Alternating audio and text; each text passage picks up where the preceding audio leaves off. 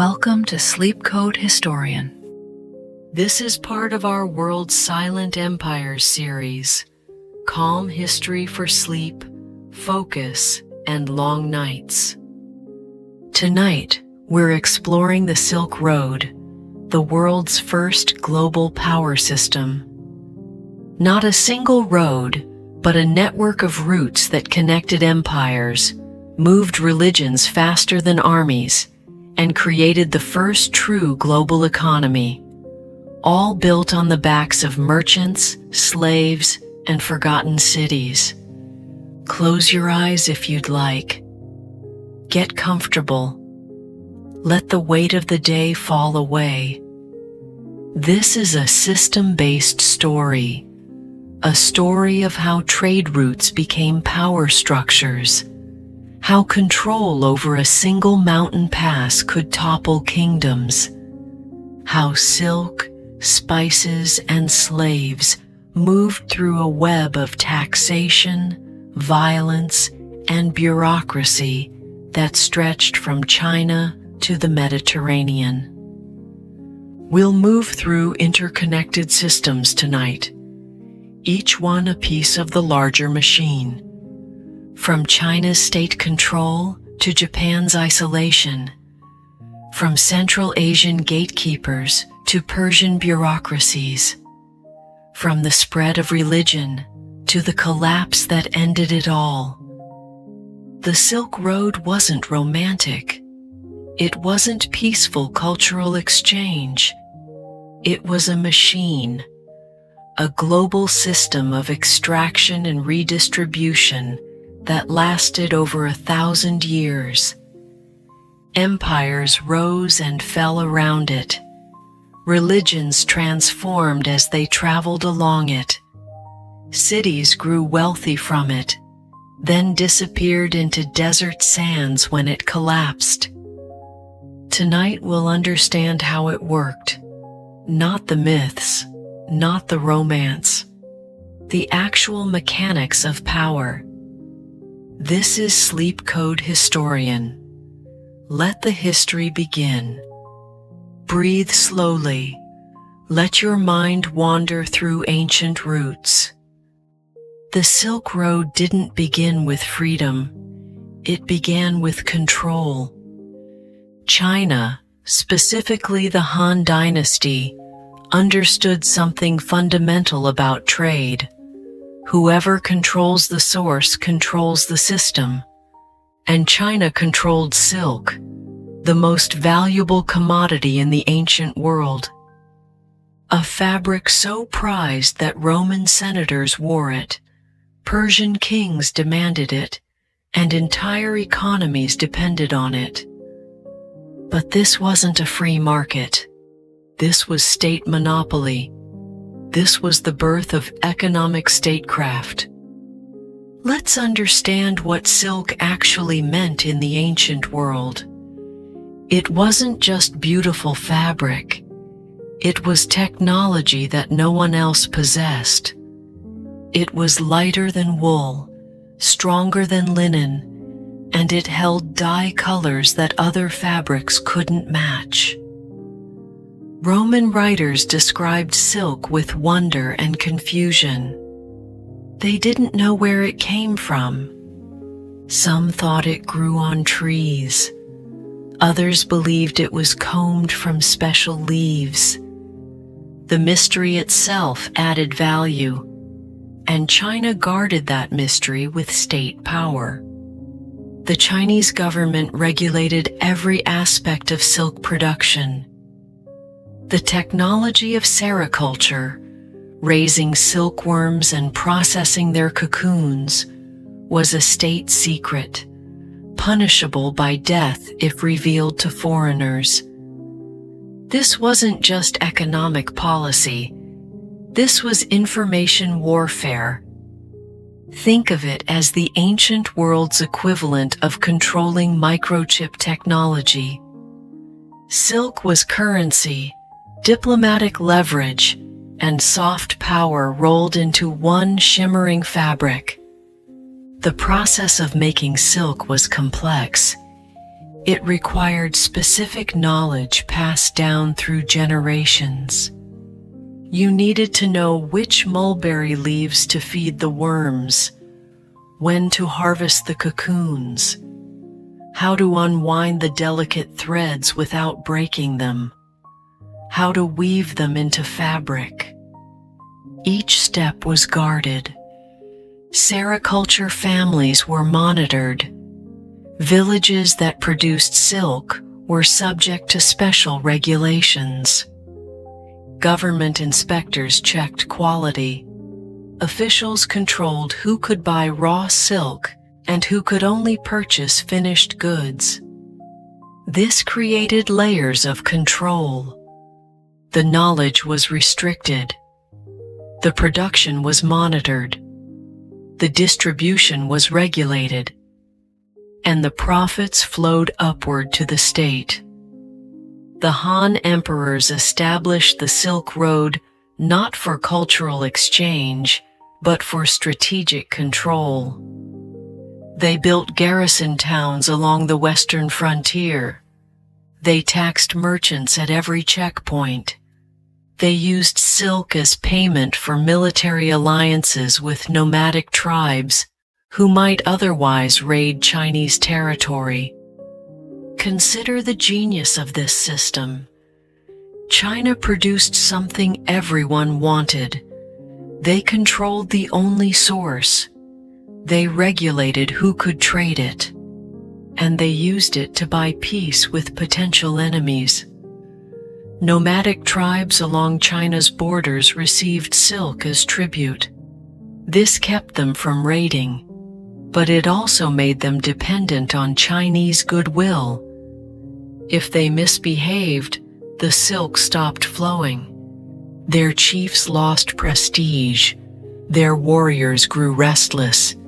Silk became a tool of diplomacy more effective than armies.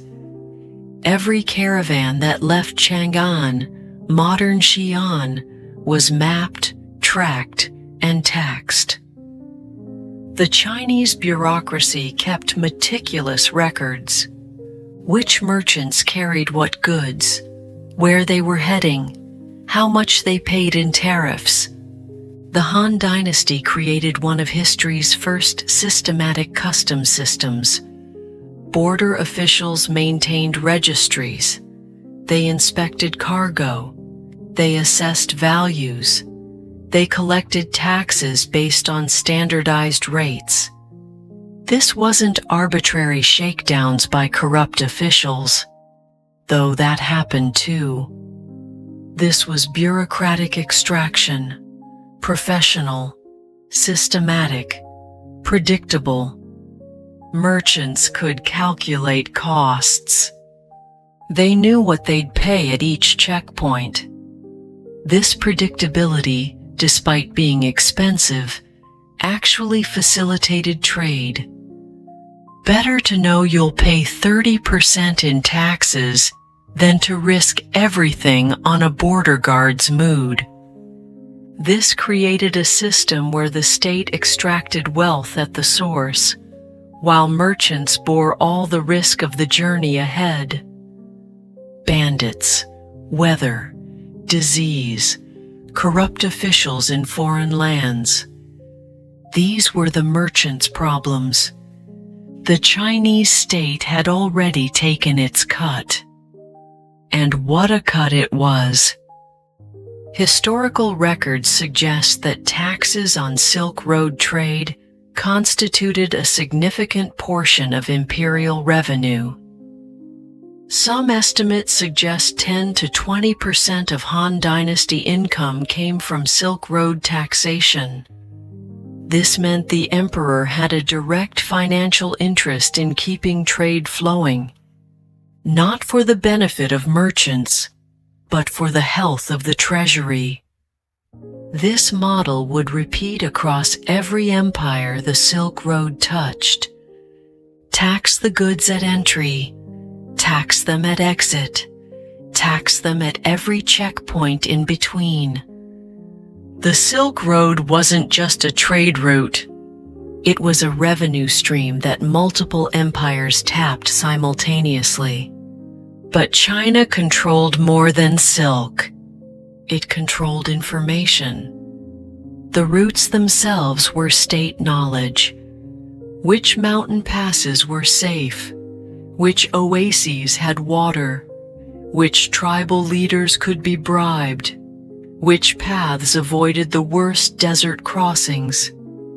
This information was kept within the imperial bureaucracy, shared only with approved merchants who operated under government license. Maps were state secrets. Geographic knowledge was power. If you knew the routes, you could trade independently. If you didn't, you depended on Chinese guides, Chinese permissions, Chinese goodwill. The Han Dynasty sent exploratory missions westward, most famously Zhang Qian's journey in the 2nd century BCE. These weren't just diplomatic missions, they were intelligence-gathering operations. Zhang Qian's reports describe the kingdoms to the west, their military strength, their wealth, their political structures, their potential as allies or threats. This intelligence allowed China to make informed decisions about Western policy. But this information didn't flow freely. It was classified, controlled, distributed only to those with need to know. Foreign traders were rarely allowed deep into Chinese territory. They traded at border markets, meeting Chinese intermediaries who brought goods from the interior. This meant outsiders never fully understood the Chinese system. They never saw the production centers. They never knew the real costs. Think about the strategic advantage this created. Chinese merchants trading westward knew the routes, the languages, the customs of foreign lands. But foreign merchants trading into China operated blind, dependent on Chinese intermediaries. This information asymmetry was wealth. Knowledge is always wealth. But on the Silk Road, it was survival. This opacity was intentional. It maintained Chinese leverage. It kept potential competitors dependent. It ensured that even if someone smuggled silkworms out of China, which eventually happened, they'd still lack the complete knowledge to replicate the entire system. China also weaponized trade through the tribute system. Foreign kingdoms that wanted access to Chinese goods had to send embassies bearing gifts, tribute, to the emperor. In return, they received imperial gifts of even greater value. On the surface, this looked like Chinese generosity. The emperor receiving modest gifts and returning lavish presents. What a benevolent ruler. In reality, it was a political technology. It forced foreign rulers to acknowledge Chinese superiority. It created dependency. It established hierarchy. It made trade a political relationship, not an economic one. Here's how it worked in practice. A Central Asian kingdom wanted Chinese silk. They couldn't just send merchants with gold. They had to send an official embassy. This embassy performed rituals of submission, kowtowing before the emperor, acknowledging China as the center of the world. In return, they received silk, along with other luxury goods. Often, the value of what they received exceeded what they brought. This seems economically irrational until you understand the politics. The tribute system wasn't about profit. It was about hierarchy. Every foreign ruler who participated was publicly acknowledging Chinese supremacy. This had propaganda value within China and diplomatic value abroad. It also created intelligence opportunities. Tribute embassies brought information about their homelands. Chinese officials questioned them, learned about political situations in distant kingdoms, assessed threats and opportunities, and it established precedent. Once you'd participated in the tribute system, you'd implicitly accepted China's superior position. Future negotiations began from that assumption. The Silk Road wasn't just trade. It was a tool of empire. Commerce and politics were inseparable. Every bolt of silk carried political meaning. China's Silk Road policy also had a military dimension that's often overlooked in romantic accounts. The Han Dynasty fought brutal wars to secure the western routes. The campaigns against the Xiongnu nomads lasted decades. Thousands of soldiers died in distant deserts. Enormous resources were expended. Why? Because control of the Silk Road meant wealth and security. If nomads controlled the routes, they could raid at will. They could extort merchants. They could threaten Chinese border regions. By pushing them back, establishing garrison cities, and securing the routes, China created a buffer zone. These garrison cities, places like Dunhuang, were military colonies. Soldiers were sent there, often permanently. They married local women. They farmed. They defended the routes. They died far from home. This military infrastructure was expensive. Some historians argue the Silk Road cost China more than it generated in revenue. The wars, the garrisons, the administrative overhead, it was enormous. But the calculus wasn't purely economic. It was strategic. Control of the western regions meant security. It meant prestige. It meant other nations had to deal with China on Chinese terms. The Silk Road was purchased with Chinese blood as much as Chinese silk. This model of state control would shape the Silk Road for centuries. It established the precedent that trade routes were instruments of power, not neutral channels of exchange. Every subsequent empire learned from China's example. The Persians, the Arabs, the Mongols. They all recognized that controlling trade meant controlling wealth and projecting power. It also created vulnerabilities. When Chinese dynasties weakened, when internal rebellions disrupted production, when nomadic invasions severed the roots, the entire system fractured. The fall of the Han Dynasty in 220 CE disrupted Silk Road trade for generations. Without a strong Chinese state controlling the eastern terminus, routes became dangerous. Production declined. The system that had generated so much wealth fell apart. This pattern would repeat. Strong Chinese dynasties meant flourishing Silk Road trade. Weak dynasties or periods of fragmentation meant decline and disruption. The Silk Road's eastern terminus was never truly stable.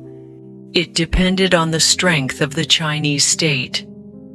And Chinese states, like all states, rose and fell.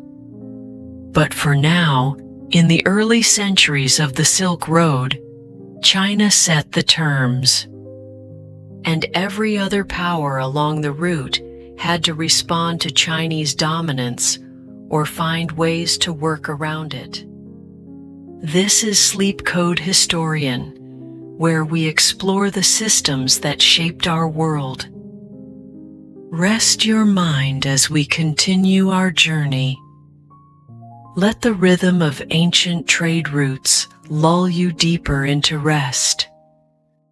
Before moving along in our dreams to Korea, Korea played a role on the Silk Road that most histories overlook. Not as a major power, but as a quiet intermediary. A peninsula positioned between China and Japan, between continental trade networks and island isolation. This geography created a specific function. Korea became a filter, a translator, a bridge between civilizations. Understanding Korea's role requires understanding its geography. The Korean peninsula juts southward from the Asian mainland, separated from Japan by the Korea Strait and the Sea of Japan. It's close enough to both China and Japan to maintain contact, but separate enough to develop its own identity. This position, connected but distinct, shaped Korean history for millennia. Korean kingdoms, Goguryeo in the north, Baekje in the southwest, Silla in the southeast, engaged with China through the tribute system we discussed earlier. They sent embassies to Chinese courts. They adopted Chinese writing systems, administrative models, and Confucian philosophy. But this wasn't simple cultural borrowing. It was strategic positioning in a dangerous neighborhood. Korea's relationship with China was complicated. China was the overwhelming power in East Asia. Resisting it was futile, but complete submission meant losing autonomy. Korean kingdoms walked a careful line, acknowledging Chinese superiority while maintaining internal independence. By aligning with Chinese power structures, Korean kingdoms gained access to Chinese goods, technology, and prestige. Silk, bronze mirrors, medical texts, Buddhist scriptures. These flowed into Korea through official channels. The Korean elite adopted Chinese culture enthusiastically. They studied Chinese classics. They wrote poetry in Chinese. They organized their governments on Chinese models. This made them, in Chinese eyes, civilized, worthy of respectful treatment rather than conquest. This strategy worked for centuries. Korea was rarely directly conquered by China, despite being much smaller and weaker. The cultural alignment created a relationship that didn't require military subjugation. But Korea didn't just consume these goods and ideas. It redistributed them. It adapted them. It added Korean characteristics and passed them on. Japan, which we'll discuss in the next segment, had limited direct contact with China during certain periods.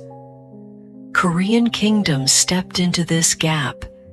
They became the primary channel through which continental civilization reached Japan. They traded Chinese goods to Japan, silk, books, bronze objects, medicines. They sent Korean craftsmen who had learned Chinese techniques but could communicate more easily with Japanese counterparts. They transmitted Buddhism, which had traveled the Silk Road from India to China and now moved through Korea to Japan. Korean monks became crucial in establishing Buddhism in Japan. They brought not just religious texts, but also architectural knowledge, artistic styles, and philosophical frameworks. This intermediary role gave Korea leverage despite its small size. It couldn't compete with Chinese production or military might. It couldn't match Japan's eventual maritime power. But it could control access. It could curate what reached Japan.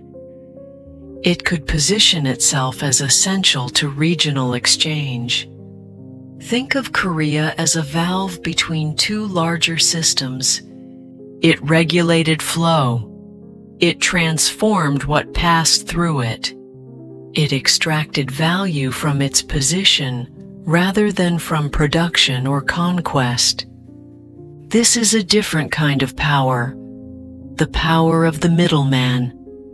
And it worked because both China and Japan needed what Korea provided. Korea's role also extended to maritime routes, sometimes called the Maritime Silk Road. Ships traveling between China and Japan often stopped at Korean ports. This created opportunities for taxation, trade, and intelligence gathering. The Yellow Sea and Korea Strait were dangerous waters. Currents, tides, seasonal storms. Navigation required expert knowledge. Korean sailors accumulated this knowledge over generations. They knew which harbors were safe in summer versus winter. They understood the monsoon patterns that dictated sailing seasons. They knew which islands provided shelter and which were dangerous rocks barely visible above the waves. This maritime knowledge had value. Foreign ships needed Korean pilots. Korean ports became essential stopover points, and Korean authorities could tax ships using their waters and harbors. The maritime dimension of the Silk Road is often forgotten in favor of romantic images of camel caravans crossing deserts. But more goods probably moved by sea than by land, at least in East Asia. Ships could carry more cargo than camels. They were faster over long distances. They were less vulnerable to bandits, though pirates were a constant threat. The economics favored maritime trade when possible. Korea's control of key maritime routes gave it economic importance disproportionate to its size. Unlike China's centralized control, Korea was often politically fragmented. The Three Kingdoms period saw Goguryeo in the north, Baekje in the southwest, and Silla in the southeast, competing for dominance. This fragmentation created multiple points of contact with the Silk Road network. Different kingdoms cultivated different relationships. Baekje had strong ties with Japan. Some Japanese royal families may have Korean Baekje origins. Goguryeo bordered Chinese territory and dealt with northern nomadic groups. Silla eventually unified the peninsula in the 7th century, creating a more centralized system. But during fragmentation, merchants could play kingdoms against each other. If Silla charged too much, trade might flow throh Baekje ports instead. This competition limited how much Korean kingdoms could extract from trade. They had to offer reasonable terms or lose business to rivals. Fragmentation also made Korea vulnerable. A united Korea could better resist Chinese or nomadic pressure. A divided Korea was easier to manipulate. Chinese dynasties often played Korean kingdoms against each other, supporting one to weaken another. This is a pattern visible throughout history. Fragmented regions offer opportunities for external powers to intervene and manipulate. What makes Korea's intermediary role fascinating is how it transformed what passed through it. Buddhism arrived from China, but Korean Buddhism developed distinct characteristics. Korean monks emphasized meditation and sudden enlightenment in ways that differed from Chinese approaches. When Korean monks brought Buddhism to Japan, they brought this Korean interpretation, not a pure Chinese version. Chinese writing reached Korea, but Koreans eventually developed Hangul, a unique phonetic alphabet designed specifically for the Korean language. This was revolutionary, creating a writing system independent of Chinese characters while maintaining the ability to use both.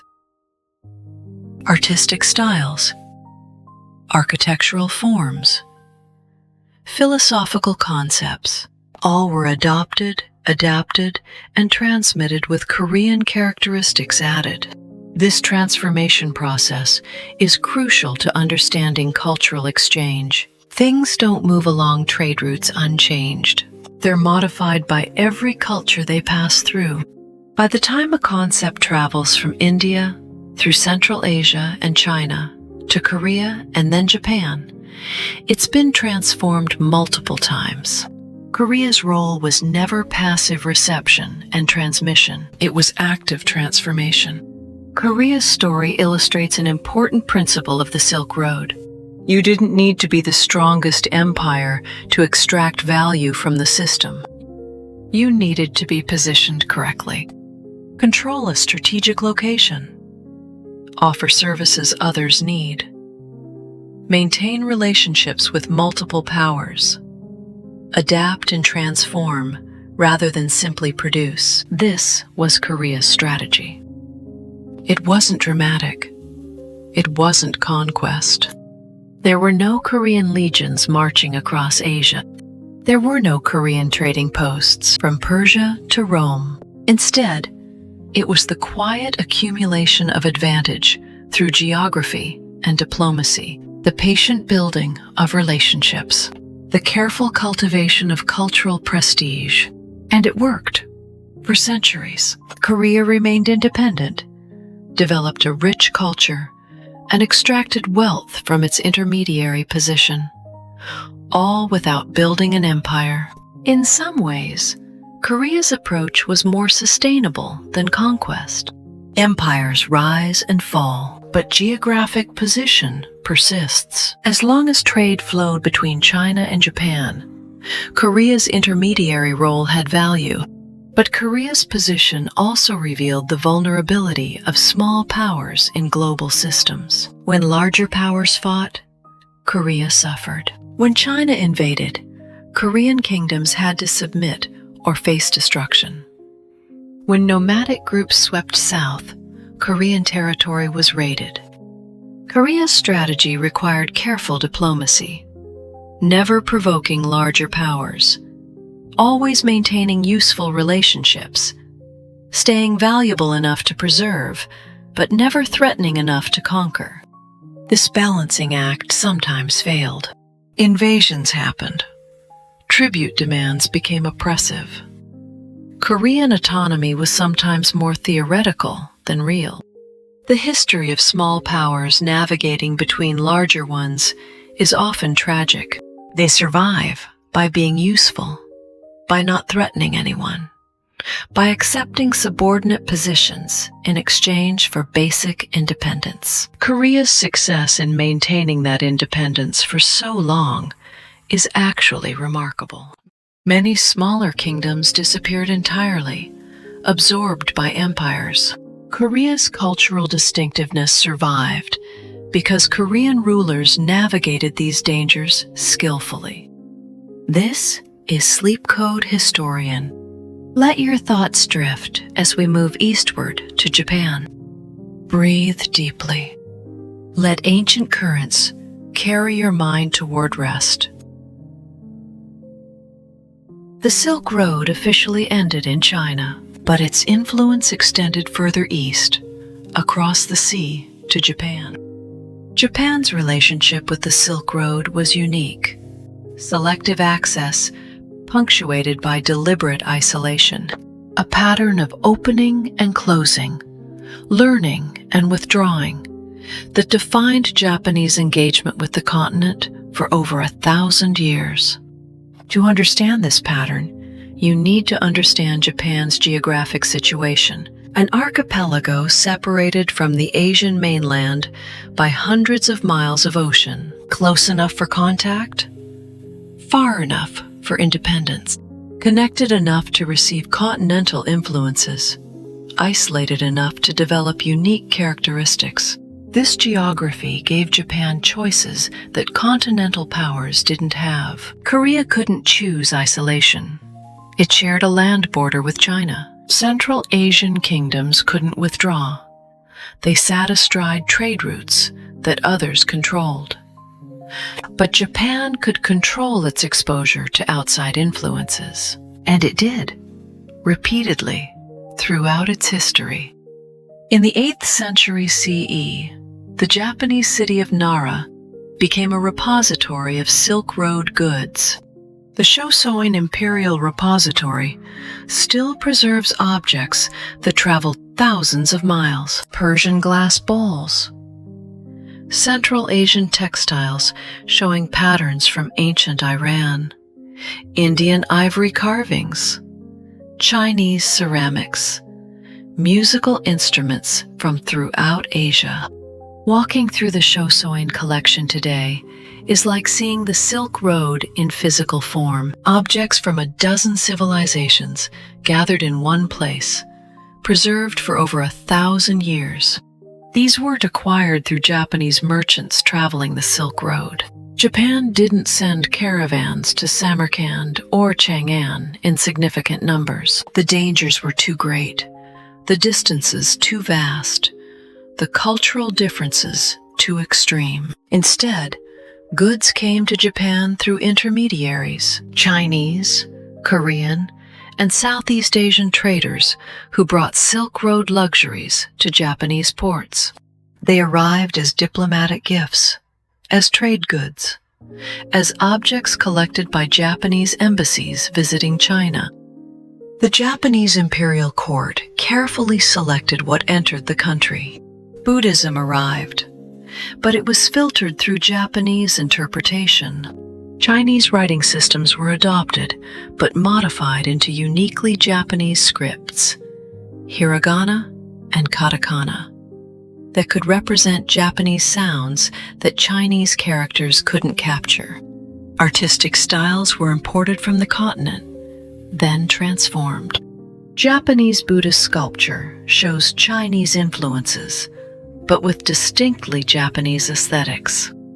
Japanese poetry adopted Chinese forms, then developed unique Japanese variations. This wasn't passive reception. This was active curation.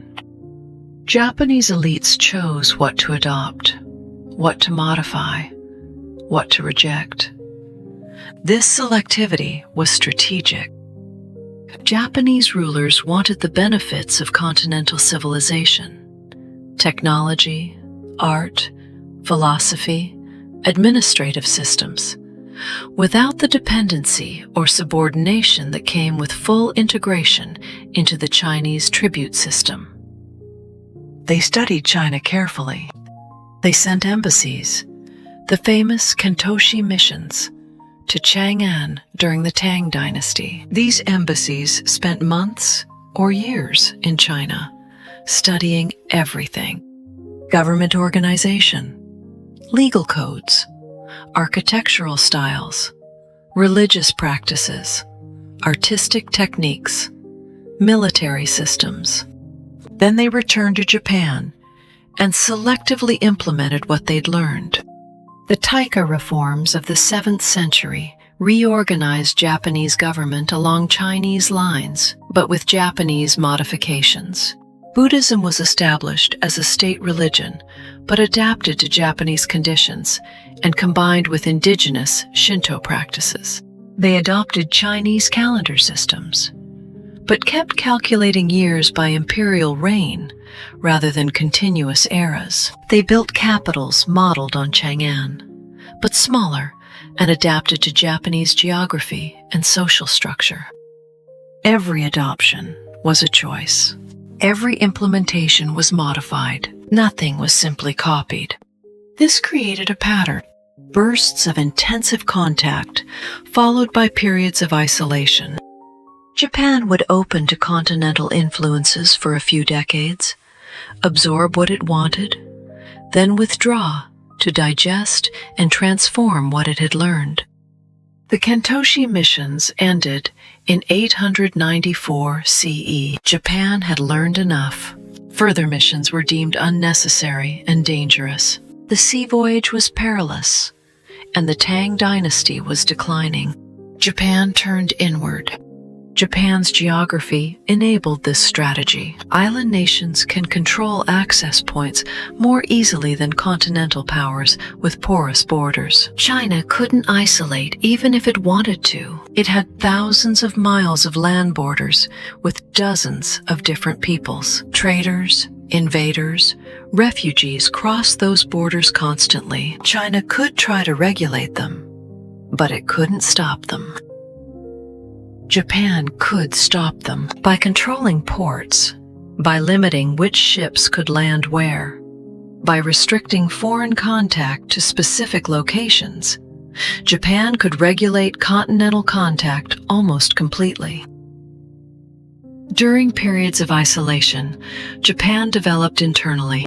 It refined imported technologies. Japanese swordsmithing evolved from continental techniques, but became distinctly Japanese, producing blades considered superior to Chinese swords. It created distinctly Japanese art forms: the tea ceremony, flower arrangement, garden design, all showing continental influences, but transformed into something uniquely Japanese. It built political structures that didn't depend on external validation.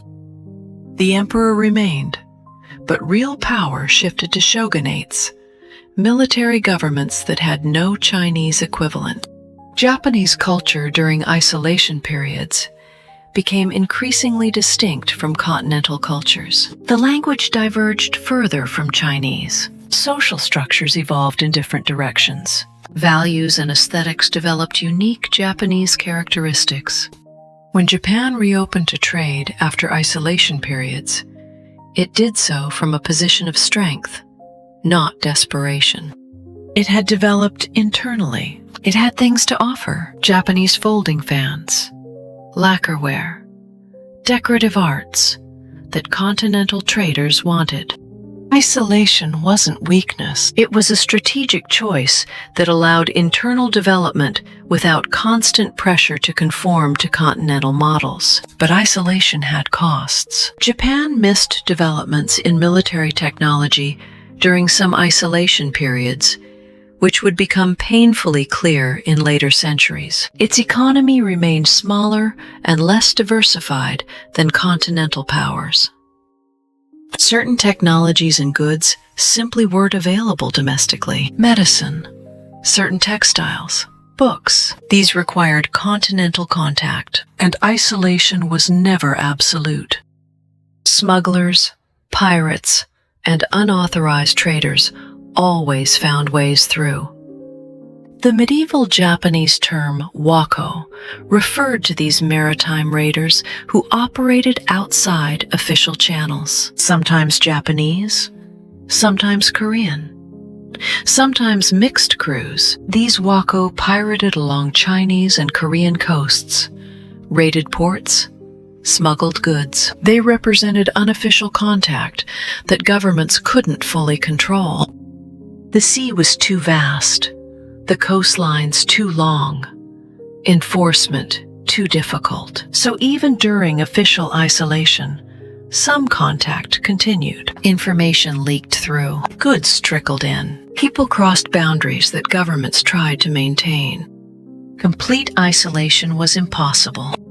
But controlled isolation, managing the rate and nature of contact, was achievable and strategically valuable. Despite selective access, the Silk Road profoundly shaped Japanese culture in ways that persist today. Buddhism became central to Japanese religion and philosophy. Nearly every aspect of Japanese Buddhism traces back through Korea and China to the Silk Road routes that carried it from India. Tea ceremony culture traces roots to Chinese tea culture, which itself connected to Silk Road trade networks. Tea originated in China, but was popularized along Silk Road routes. When it reached Japan, it was transformed into an aesthetic practice uniquely Japanese, but with clear continental origins. Even the Japanese writing system emerged from adaptations of Chinese characters that had spread along the Silk Road. Every time someone in Japan writes anything, they're using a technology that traveled the Silk Road from China to Korea to Japan. Japanese architecture shows influences from Chinese and Korean temple construction, which themselves showed influences from Central Asian and Indian Buddhist architecture. The pagoda form traveled from India through Central Asia and China to Japan, transforming at each stage. The difference was that Japan controlled the pace and nature of this influence. It was never simply a recipient. It was an active filter, selecting and transforming, accepting some influences while rejecting others.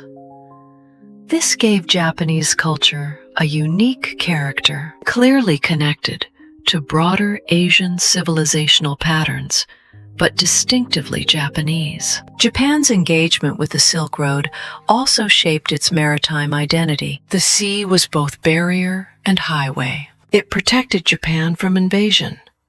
The Mongol invasions of the 13th century failed largely because of maritime difficulties, but it also connected Japan to regional trade networks. Japanese ships traded with Korea, with coastal China, with Southeast Asia. They participated in the maritime Silk Road, even when avoiding the overland routes. This maritime orientation would eventually make Japan a major naval power.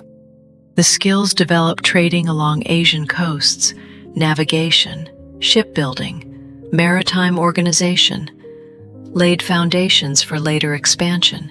The sea was central to Japanese identity in ways it never was for landlocked Central Asian kingdoms, or even for China, despite its long coastline. Japan was defined by its island nature, and that shaped its Silk Road engagement. Japan's approach offers a counterpoint to the other Silk Road powers we've discussed. China controlled through monopoly and overwhelming productive capacity. Korea navigated through intermediary positioning and cultural adaptation. Central Asia extracted value through gatekeeping. Let's explore that next. But first, Persia, which we'll discuss next, dominated through bureaucratic infrastructure. Japan controlled through selective isolation, choosing when to engage, what to adopt, when to withdraw. It's a strategy only possible for island nations with defensible geography. Each model reflected geographic and political realities. Each extracted different forms of value from the Silk Road system. None was inherently superior. Japan's strategy worked for Japan because of its geography, its relative distance from the Silk Road's main routes, and its ability to selectively engage through intermediaries without needing direct participation. This is Sleep Code Historian, part of our World's Silent Empire series. Breathe slowly as we journey westward toward the heart of the Silk Road. Let your mind wander through ancient ports and maritime routes.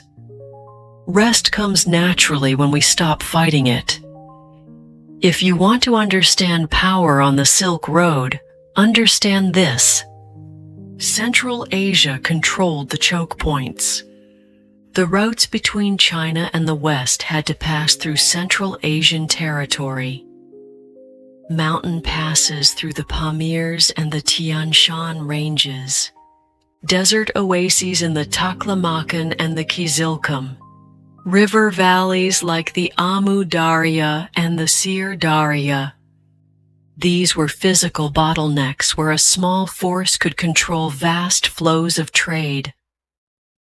The Sogdians, the Turks, the Bactrians, the various nomadic confederations. They didn't produce silk or control the demand for it, but they controlled the gates, the passages, the roads between production and consumption. And that was enough. More than enough. Think about the geography for a moment. Between the productive centers of China and the wealthy markets of Persia, Rome, and India lay some of the world's most formidable terrain. The highest mountains, the driest deserts, the coldest steppes. Crossing this terrain required local knowledge. You needed to know which passes were open in which seasons, where water could be found, which tribal territories were safe to cross, and which required payment or permission, which oases had supplies, and which were barely surviving themselves. This knowledge was power, and Central Asians monopolized it. The Sogdians were the master merchants of the Silk Road. Based in city-states like Samarkand and Bukhara in modern Uzbekistan, they built a commercial network that spanned from China to the Byzantine Empire. They didn't have a unified empire. They didn't have vast armies. They didn't control territory the way China or Persia did. They had something more flexible and more resilient, a diaspora of merchant communities connected by kinship, language, and trust networks. Sogdian merchants established colonies in Chinese cities. They learned the language and customs. They married local women. They established families that could navigate both Sogdian and Chinese worlds. They maintained communities in Central Asian oasis towns, serving as hosts for travelers and trading partners for locals. They had representatives in Persian territories, in Byzantine cities, in Indian trading ports. Anywhere goods moved along the Silk Road, you'd find Sogdian merchants. This distributed network was extraordinarily resilient. When one route became dangerous, they shifted to alternatives. When one ruler became hostile, they cultivated relationships with rivals. When war disrupted trade in one region, they redirected caravans through safer territory.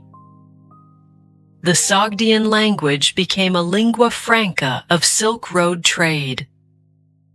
Merchants from different regions who couldn't speak each other's languages could often communicate in Sogdian. Business contracts were written in Sogdian. Trade correspondents used Sogdian. This linguistic dominance gave Sogdians enormous advantages. They could communicate across the entire Silk Road network. They could negotiate in local languages at both ends while coordinating in Sogdian among themselves. They understood what others were saying, even when others thought they were speaking privately. Language is always power. On the Silk Road, Sogdian language skills were worth gold.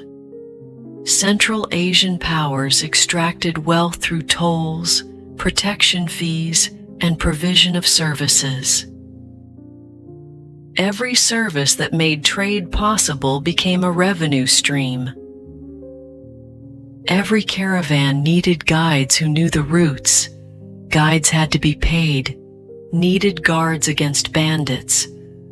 Guards had to be hired, and the most effective guards were often the same tribal groups who might raid unprotected caravans. Needed access to water and pasture for animals. Oasis towns charged for this access. Needed permits to pass through tribal territories. Permits cost money. Caravanserais, rest houses along the routes, were businesses. They provided shelter, food, storage for goods, security for travelers. Merchants paid for these services.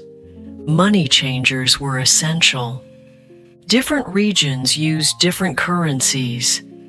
Converting Chinese coins to Sogdian silver to Persian gold required expertise and trust. Money changers charged fees for their services. All of this cost money.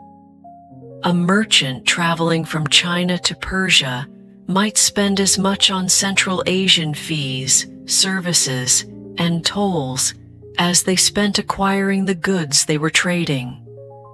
Central Asian rulers understood they couldn't kill the golden goose.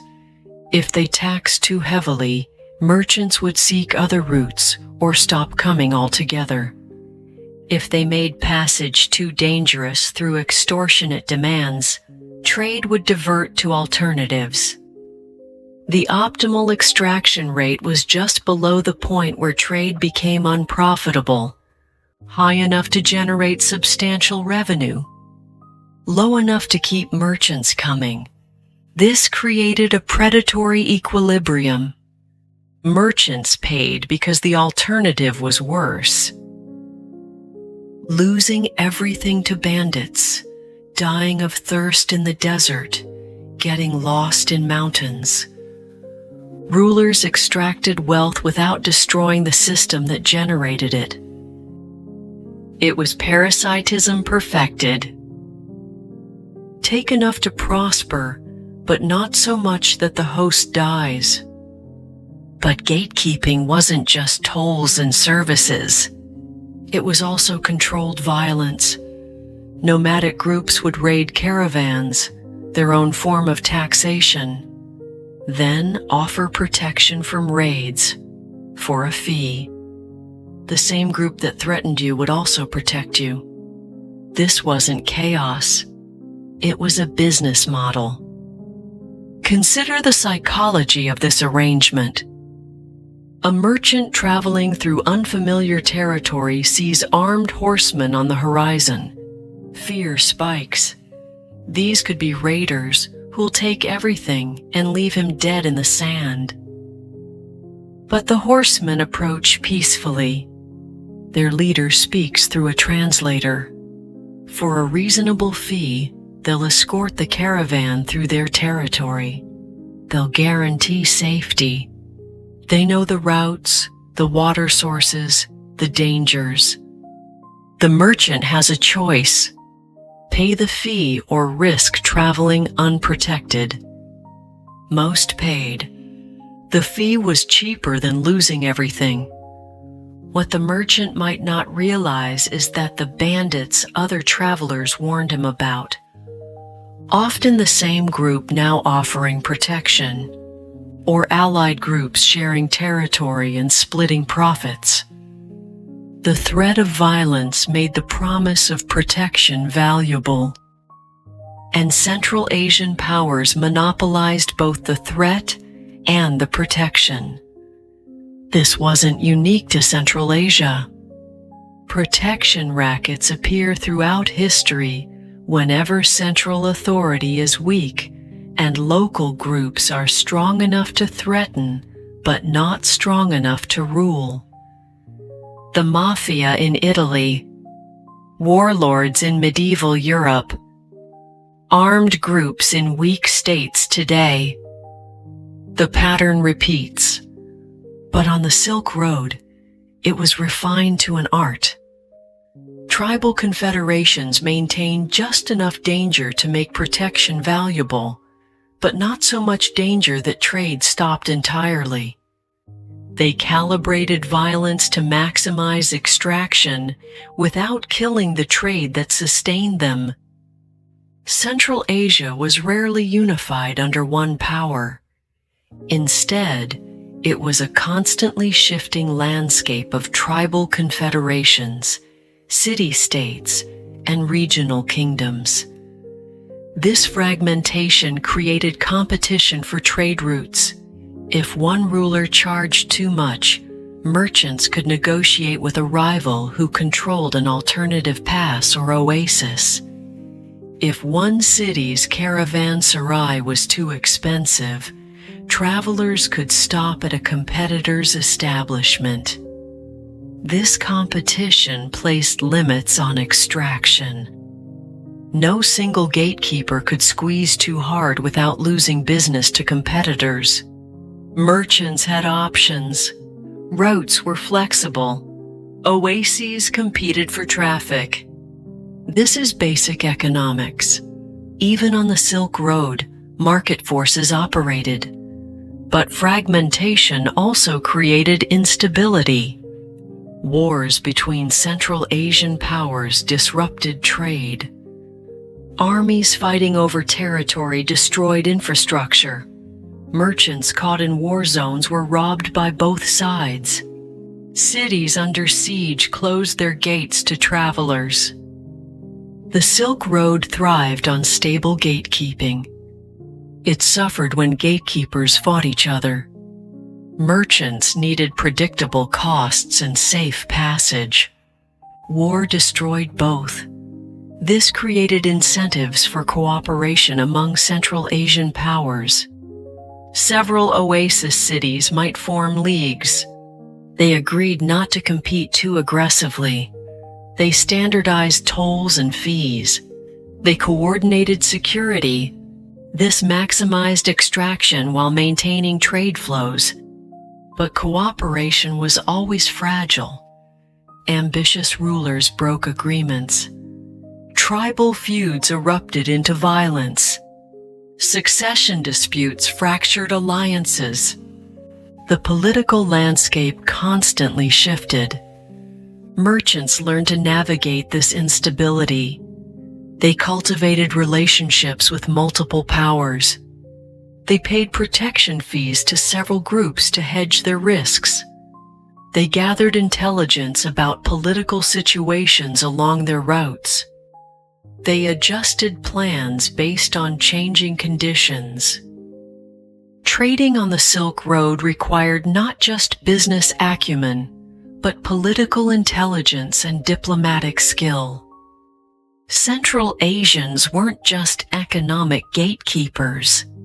They were cultural intermediaries, translators between civilizations that barely understood each other. Buddhism traveled from India to China primarily through Central Asian merchants and monks. The religion transformed as it passed through Central Asian cultures, absorbing elements that made it more accessible to Chinese audiences. Sogdian traders spoke multiple languages, their own Sogdian plus Persian, various Turkic languages, Chinese, sometimes Greek or Arabic. They served as translators and cultural brokers, explaining one culture to another. When a Chinese merchant wanted to trade with Persians, Sogdian intermediaries handled the negotiations. They explained Chinese goods to Persian buyers. Persian demands to Chinese sellers. They translated not just language, but cultural expectations and business practices. The artistic styles, religious ideas, and technologies that moved along the Silk Road often passed through Central Asian hands. They were adapted and modified in the process. Central Asian art shows layers of influence. Greek motifs from Alexander's conquests, Persian patterns from Achaemenid times, Chinese dragons, Indian Buddhist imagery, all blended together. This gave Central Asian cultures a cosmopolitan character. Samarkand and Bukhara became cities where Chinese, Persian, Indian, and Turkic influences blended, where you might hear 5 languages spoken in one marketplace, where religious diversity was the norm. Buddhists, Zoroastrians, Nestorian Christians, and later Muslims all coexisting. This cosmopolitanism was economically valuable. Merchants from any background could find someone who spoke their language, who understood their customs, who could facilitate trade. Central Asian cities became neutral ground where rivals could meet and trade. Let's walk through the city of Samarkand on a market day in the 8th century. Imagine the sounds, the smells, the colors. The bazaar sprawls across the city center, shaded by awnings and covered passages. Merchants from a dozen regions set up stalls. A Chinese silk trader displays bolts of fabric in colors that seem to glow. Deep crimsons, brilliant blues, emerald greens. His Sogdian partner handles negotiations with Persian buyers who've traveled for months to reach this market. Nearby, an Indian spice merchant arranges pyramids of pepper, cardamom, and cinnamon. The scents mix with the smell of roasting meat from food stalls. A Byzantine trader examines jade carvings, trying to determine authenticity through a translator who speaks Greek, Persian, and Sogdian. The sounds are a babel of languages.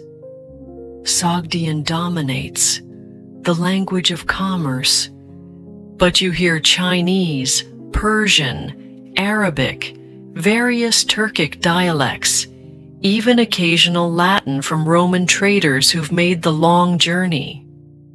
Money changers sit at tables with scales and sample coins. They convert currencies, assess purity of precious metals, offer credit to trusted merchants. A Chinese merchant exchanges bronze coins for Sogdian silver. The money changer tests the silver's weight and purity, calculates exchange rates, takes his commission. Caravanserai owners circulate through the market, offering accommodations. They compete for business, advertising security, quality of food, proximity to markets, reliability of their stables. A caravan leader negotiates rates for 50 travelers and 200 camels. In the workshop surrounding the bazaar, craftsmen work. Metal workers create intricate silver bowls decorated with hunting scenes. Persian style but with Sogdian modifications. Textile weavers blend Chinese silk with Central Asian wool, creating fabrics that combine the best of both. Glass blowers shape vessels using techniques learned from Byzantine craftsmen but adapted to local tastes. Religious diversity is visible everywhere. Buddhist monks in orange robes beg for alms.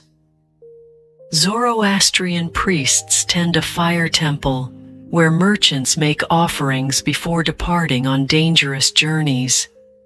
Nestorian Christian merchants gather at their church for prayers. Later, Muslim mosques will join this religious landscape. This cosmopolitan atmosphere wasn't just tolerance, it was business strategy. Cities that welcomed all traders, all religions, all cultures, attracted more commerce. And more commerce meant more wealth. But underneath this seeming harmony were careful calculations.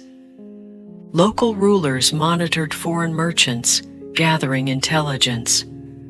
Sogdian merchant families controlled key choke points in the trading networks, ensuring their cut of every transaction. Temple donations and mosque endowments came with strings attached. Religious institutions owed favors to their wealthy patrons. Bukhara operated similarly, as did Kashgar, Merv, and other great oasis cities. Each developed its own character, its own specialties, its own networks, but all shared the fundamental logic of Central Asian power. Extract value from flows passing through, maintain just enough order to keep trade flowing, compete with rival cities while occasionally cooperating against external threats. These cities were more than markets. They were information hubs. News traveled with merchants. Political intelligence was gathered, analyzed, and sold. Technology spread as craftsmen migrated from city to city. Religious ideas circulated through traveler conversations in caravanserais. A merchant arriving from China brought news of dynastic politics, descriptions of new technologies, samples of novel goods. A Persian trader shared information about Byzantine markets, described new religious movements, warned of bandit activity on Western routes. This information had value. Merchants who knew it first gained competitive advantages. Central Asian cities also served banking functions. Merchants couldn't carry enormous quantities of gold and silver across deserts safely. Instead, they deposited funds in one city and received letters of credit redeemable in another. Sogdian merchant families maintained networks that honored these credit instruments, charging fees for the service. This system required trust built over generations. A merchant family's reputation was its most valuable asset. Cheat once, and word spread through the merchant networks, destroying business. Honor commitments, and your family's letters of credit would be accepted across the known world. The physical infrastructure of these cities was impressive. Thick walls protected against nomadic raids. Complex irrigation systems brought water from distant mountains, sustaining agriculture that fed urban populations. Warehouses stored goods safely. Caravanserais offered accommodations ranging from basic shelter to luxurious suites for wealthy merchants. But maintaining this infrastructure required constant investment. Walls needed repair. Irrigation channels needed cleaning. Wells needed maintenance. This created ongoing costs that cities funded through taxation of trade. City rulers walked a delicate balance. Tax too heavily, and merchants rout around your city. Tax too lightly, and you can't maintain the infrastructure that makes your city attractive. The optimal rate generated maximum revenue while maintaining competitiveness with rival cities. Understanding Central Asian power requires understanding how caravans actually worked. This wasn't individual merchants traveling alone. It was organized groups moving together for safety and efficiency. A typical caravan might include dozens or hundreds of travelers, merchants, their servants and guards, hired guides, religious pilgrims traveling with the merchants for protection, officials carrying diplomatic messages, adventurers, vagabonds. Caravans were temporary communities. They traveled together for weeks or months. They shared campsites. They pooled resources for security. They helped each other through difficulties. Bonds formed. Marriages were arranged. Business partnerships emerged. The caravan leader was crucial. Usually an experienced merchant who knew the routes and had relationships with local powers. He negotiated tolls, arranged for guides, settled disputes within the caravan, made decisions about when to move and when to rest. This position was one of enormous responsibility and opportunity. A skilled caravan leader could earn substantial fees. A poor leader could get everyone killed. Let's follow a caravan from Kashgar to Samarkand. A journey of about 600 miles through some of the most challenging terrain on Earth. The caravan assembles in Kashgar's main caravanserai. 65 merchants and their parties. Perhaps 200 people total. 300 camels carrying silk, jade, spices, and other valuables. The caravan leader is a Sogdian merchant named Rustam, making his 20th crossing of this route. Rustam inspects preparations meticulously. Are the camels properly loaded? Does each merchant have adequate supplies? Are the guards reliable?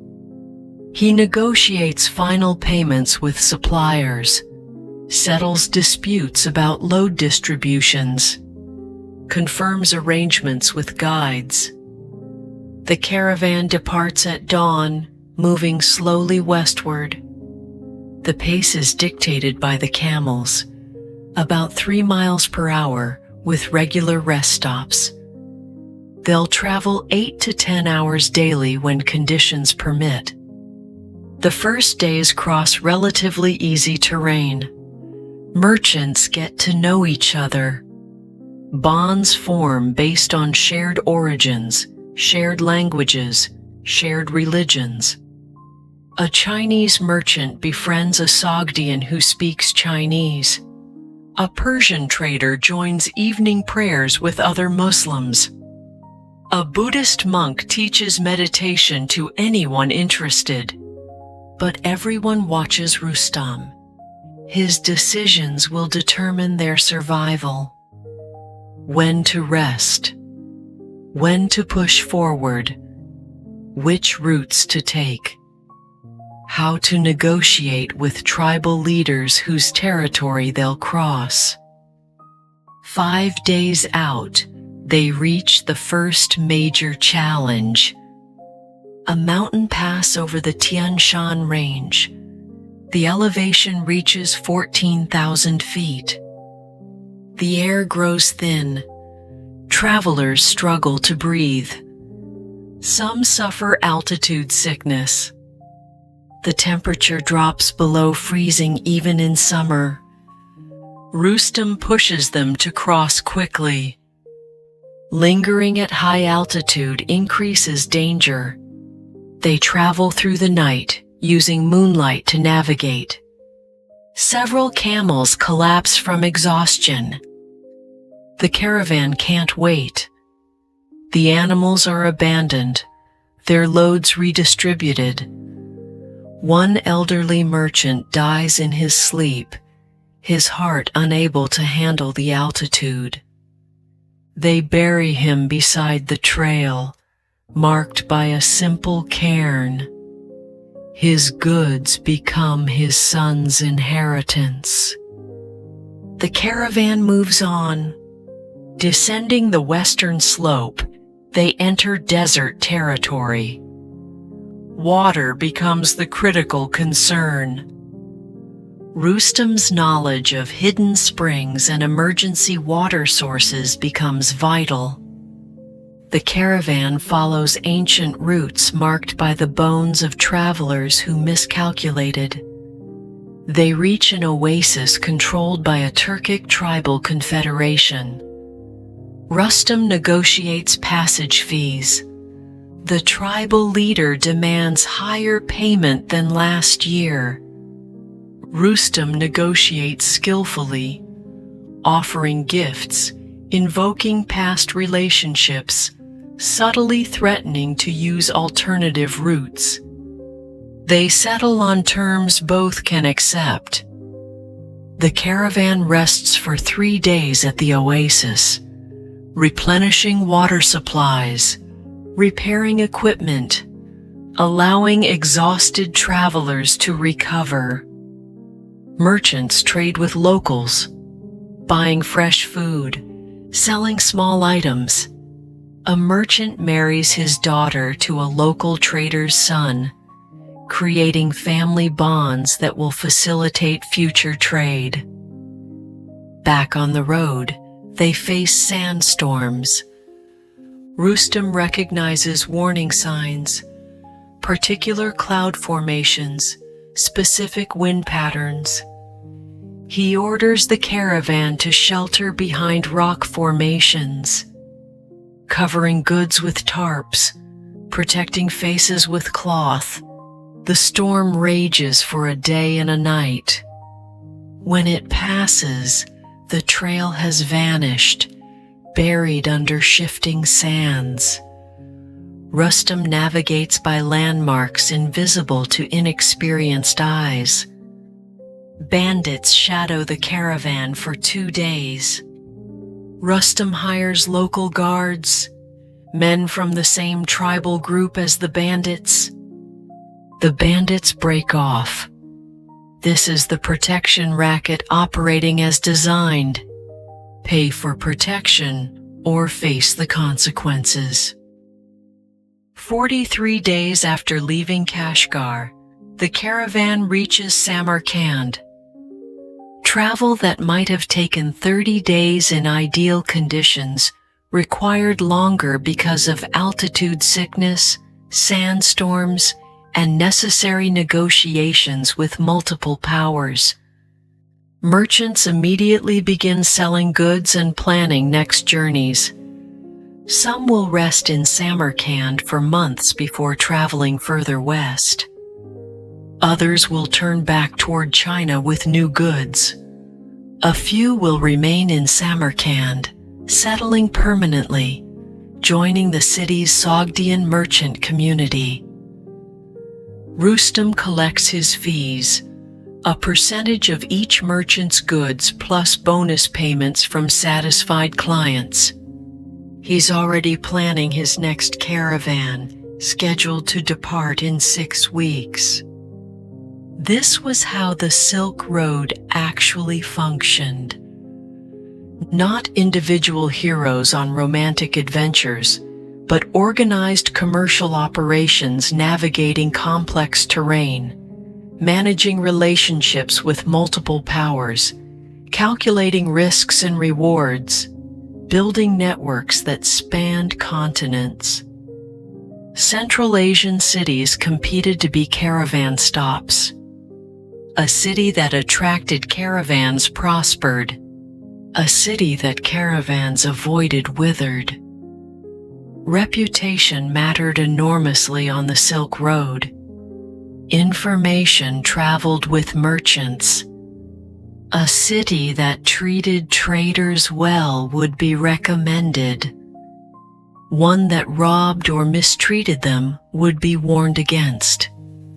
This informal reputation system regulated behavior across thousands of miles. Central Asia's geography wasn't just strategic, it was deadly. The environmental challenges shaped everything about Silk Road trade. The Taklamakan Desert, whose name supposedly means, "Go in and you won't come out," was one of the driest places on Earth. Caravans had to carry enough water between oases, knowing that getting lost or delayed meant death.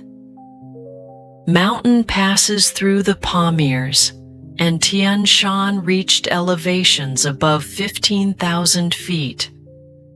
Altitude sickness killed travelers. Snow closed passes for much of the year.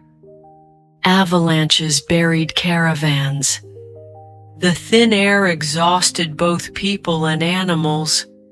Temperature extremes were brutal. Summer desert heat above 120 degrees Fahrenheit. Winter steppe cold below -40 degrees Fahrenheit. Travelers needed equipment and clothing for both extremes because routes crossed both environments. Sandstorms could bury travelers alive.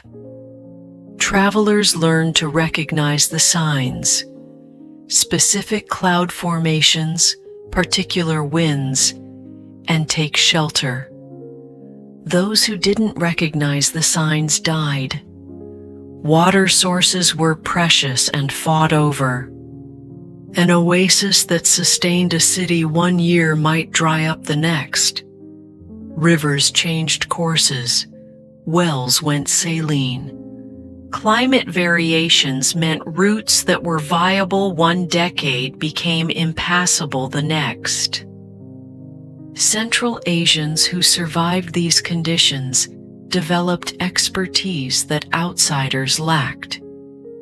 They knew which routes to use in which seasons, where emergency water sources were hidden, how to predict weather, how to survive when things went wrong. This expertise was another form of power. You couldn't just walk across Central Asia with a map. You needed local knowledge. And local knowledge meant hiring local guides, dealing with local powers, accepting local terms. Central Asian power had inherent limitations. Gatekeepers depend on the flow of trade. If that flow stops, due to war, plague, or economic collapse elsewhere, their leverage disappears. When the Han Dynasty collapsed in China, Silk Road trade declined dramatically. Central Asian cities that had prospered from Chinese trade suffered. Revenue dried up. Populations declined. Some cities were abandoned. Let's explore the limits of gatekeeping. When Persia and Byzantium exhausted themselves in endless wars, trade routes through their territories became dangerous. Merchants sought alternatives, shifting traffic patterns and reducing business for some Central Asian cities while increasing it for others. Central Asian prosperity was always dependent on factors beyond Central Asian control. They were middlemen in a system they didn't fully control. They also faced pressure from larger empires. China periodically invaded to secure direct control of routes. The Han Dynasty pushed far into Central Asia, establishing military control over key oases. Later Chinese dynasties repeated this pattern. Persian empires pushed from the west, seeking to dominate routes and reduce dependence on Central Asian intermediaries. The Achaemenids, the Parthians, the Sasanians, all extended control into Central Asian territory. These military campaigns could temporarily break Central Asian independence. Local rulers had to submit, pay tribute, accept foreign garrisons. Their autonomy became nominal. But Central Asia's geography, mountains, deserts, vast steppes, made permanent conquest difficult. Empires could invade, but they struggled to hold territory. Supply lines stretched too far. Garrisons were isolated and vulnerable. Local populations resisted, so the pattern repeated. Invasion, temporary control, eventual withdrawal, return of local gatekeeping powers. Central Asian independence was persistent because the geography made it difficult to suppress permanently. We should distinguish between settled Central Asian cities and nomadic groups who controlled the steppes and mountains around them. These groups, Scythians, Xiongnu, Turks, Mongols, had different relationships with the Silk Road. Nomads didn't run caravanserais or provide commercial services. They extracted tribute through the threat of violence. They raided when payments stopped. They were the dangerous element that made paying for protection rational. But nomads also had legitimate roles. They bred the horses and camels that caravans needed. They provided meat, milk, and leather goods. Some served as guards or guides. The relationship between settled traders and nomadic groups was complex. Sometimes predatory, sometimes symbiotic, often both. Nomadic empires occasionally unified vast territories, creating periods of stability.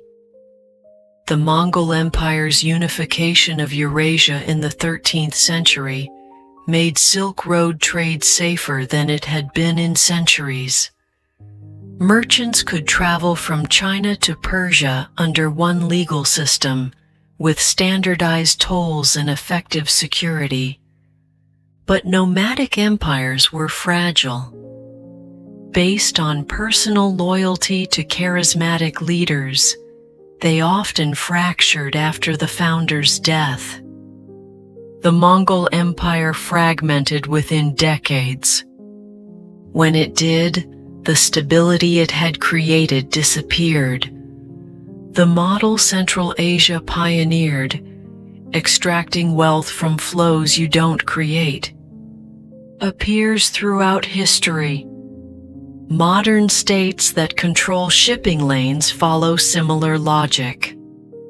Control the Suez Canal or the Strait of Hormuz, and you can tax global trade. Control internet infrastructure, and you can monitor and regulate digital commerce. The principle is the same. Identify choke points where flows must pass. Establish control. Extract value from the position rather than from production. Singapore's prosperity comes partly from controlling the Strait of Malacca. Panama's from controlling the canal. These are modern versions of Central Asian gatekeeping. Control the choke points. Tax the flows. Maintain just enough stability to keep the system functioning, but not so much that you're no longer needed. This was Central Asia's contribution to the global power system. Not production, not consumption, but strategic positioning and controlled extraction. This is Sleep Code Historian. Rest as we turn toward India. Let the rhythm of caravans crossing deserts lull you deeper. Breathe slowly. Ancient trade routes fade into dreams. India's relationship with the Silk Road challenges the pattern we've seen so far. China controlled through monopoly and overwhelming productive capacity. Central Asia through gatekeeping and strategic geography. Persia, which we'll discuss next, through bureaucratic infrastructure and military power. India did something different. It generated wealth and cultural influence without conquering the roots that carried them. It produced and exported, but largely didn't control the mechanisms of distribution. This was power of a different kind, economic and cultural rather than territorial. Soft power before we had a term for it. Understanding India's role requires understanding its geography. The Indian subcontinent is vast, about 1/3 the size of the United States. It has multiple climate zones, enormous agricultural productivity, rich mineral resources, and coastlines on 3 sides. This geographic position gave India options. It could trade overland northward through mountain passes into Central Asia. It could trade by sea to Southeast Asia, East Africa, and the Arabian Peninsula. It could trade both ways simultaneously, diversifying its connections. This diversification made India resilient. When overland routes were disrupted, maritime trade continued. When piracy threatened sea lanes, overland routes offered alternatives. India produced goods that Silk Road merchants desperately wanted. Spices, particularly black pepper, cardamom, and cinnamon, were worth their weight in silver in Roman markets. A single ship's cargo of spices could make a merchant wealthy for life. Cotton textiles from India were prized across the ancient world. Indian dyes produced colors that other regions couldn't match, particularly indigo blue and bright reds. The fabric itself was finer than wool or linen, perfect for hot climates. Precious stones came from Indian mines: diamonds, rubies, sapphires. Indian metallurgy produced high-quality steel. Indian craftsmen created luxury goods, carved ivory, fine woodwork, jewelry, that traveled to palaces from China to Rome. Indian sugar was another valuable export. The technique for crystallizing sugar from sugarcane was an Indian innovation. Sugar production spread along the Silk Road, but India remained a major exporter. But India also produced something less tangible, but perhaps more influential: ideas.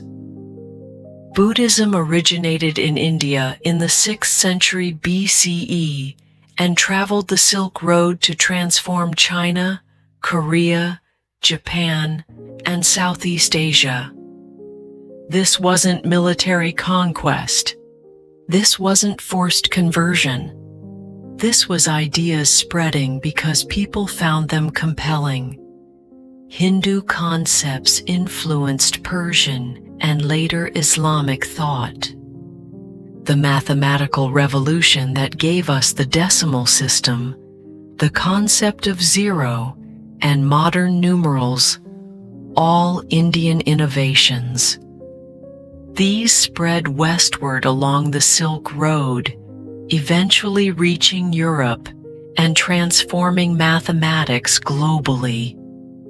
Indian astronomy influenced Islamic and European astronomy. Indian medicine, Ayurveda, contributed to medical knowledge across Asia.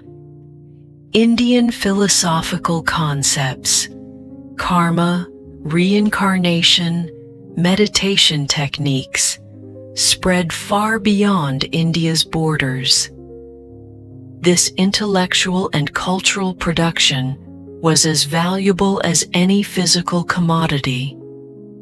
Ideas shape how people think, organize societies, and understand the world. India's ideational exports transformed civilizations. India's geography created options that landlocked regions lacked. While the overland Silk Road passed north of India through Central Asia, maritime routes connected Indian ports to a vast trading world. The monsoon wind patterns in the Indian Ocean made maritime trade predictable and relatively safe for experienced sailors. Summer monsoons blew from southwest to northeast, carrying ships from East Africa and Arabia to India. Winter monsoons reversed direction, carrying ships back. This created a seasonal rhythm. Merchants sailed to India with summer monsoons, traded during the monsoon season, then sailed home with winter monsoons. The pattern was so reliable that trade calendars could be planned years in advance. Indian merchants didn't have to negotiate with Central Asian gatekeepers or submit to Persian bureaucracies. They could sail, avoiding the tolls, protection fees, and political complications of overland routes. This maritime dimension, sometimes called the Maritime Silk Road or the Spice Routes, was equally important to the overland routes, but gets less attention in traditional Silk Road narratives focused on camel caravans crossing deserts. Indian Ocean trade was older than the overland Silk Road, in some ways more extensive, and less vulnerable to disruptions that periodically severed land routes. When Central Asian politics made overland trade impossible, ships continued sailing. Maritime trade also allowed bulk goods to move more easily. A ship could carry far more cargo than a camel caravan. The economics favored sea trade for anything heavy or bulky. This meant India could export not just luxury goods, but also bulk commodities, timber, grain, textiles in volume. This diversified Indian trade beyond just high-value items. Here's what makes India distinctive. Despite enormous wealth and cultural influence, Indian kingdoms largely didn't attempt to conquer and hold the Silk Road routes themselves. There were exceptions. The Kushan Empire, which was partly Indian and partly Central Asian, did control parts of the Silk Road in the early centuries CE. But the general pattern was different from China or Persia. Most Indian kingdoms focused on the subcontinent itself and on maritime trade rather than overland expansion. They didn't garrison distant Central Asian cities. They didn't fight prolonged wars to control mountain passes. They didn't build the military infrastructure that empire requires. Indian power was economic and cultural, not territorial along the Silk Road. This had significant advantages. India didn't bear the costs of maintaining distant routes, garrisoning hostile territories, or fighting Central Asian nomads. These costs bankrupted multiple Chinese dynasties and exhausted Persian empires. India avoided them. Instead, India produced, traded, and let others handle the logistics and risks of long-distance transport. Chinese and Central Asian merchants came to India to buy goods. Indian merchants sold to them at Indian ports or just inside Indian territory. The buyers assumed the risks of transport. This was a different business model, wholesale rather than retail. India sold in bulk at its borders and ports, extracting value from production rather than distribution. The profit margins on distribution could be higher. Goods might increase in value tenfold between India and Rome. But the risks were also higher. Caravans could be lost entirely. India chose lower margins with lower risk. Buddhism's spread along the Silk Road represents a unique form of power projection that deserves deeper examination. Indian monks traveled the routes, but they weren't backed by armies. They carried no weapons. They threatened no one. They offered teachings to anyone interested. Buddhist texts and ideas moved through merchant networks, carried by traders who weren't necessarily Buddhist themselves, but saw value in the philosophy or were simply doing favors for monk friends. This created influence without coercion. Chinese emperors adopted Buddhism not because Indian armies threatened them. India never threatened China militarily, but because the ideas resonated and served political purposes. Buddhism offered explanations for suffering, frameworks for ethics, meditation techniques for managing mind and emotions. It offered legitimacy to rulers who patronized it. It created literate bureaucracies of monks who could administer state functions. These benefits made Buddhism attractive to foreign rulers. They adopted it voluntarily, then promoted it in their territories. Within a few centuries, Buddhism had spread from India to Central Asia, China, Korea, Japan, and Southeast Asia. This is soft power in its purest form, changing others' preferences and worldviews rather than forcing compliance. It's influence that doesn't require military backing, but can be more persistent than military conquest. Empires come and go. Ideas persist. Buddhism's spread along the Silk Road created influence that outlasted every empire involved in the transmission. India was rarely politically unified during the Silk Road's peak. Multiple kingdoms, varying in size and power, controlled different regions.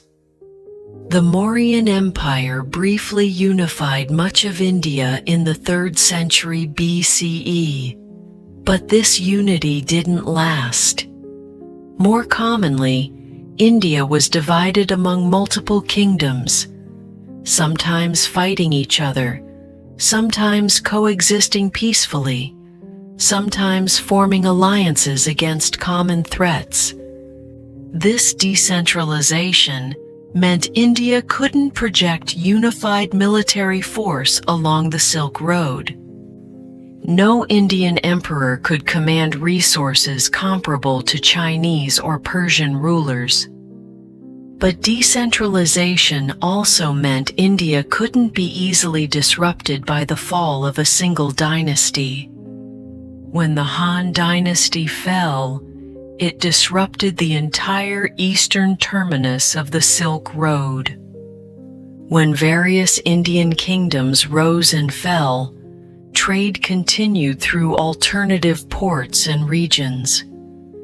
If one Indian kingdom blocked ports or raised taxes too high, merchants shifted to another kingdom's ports.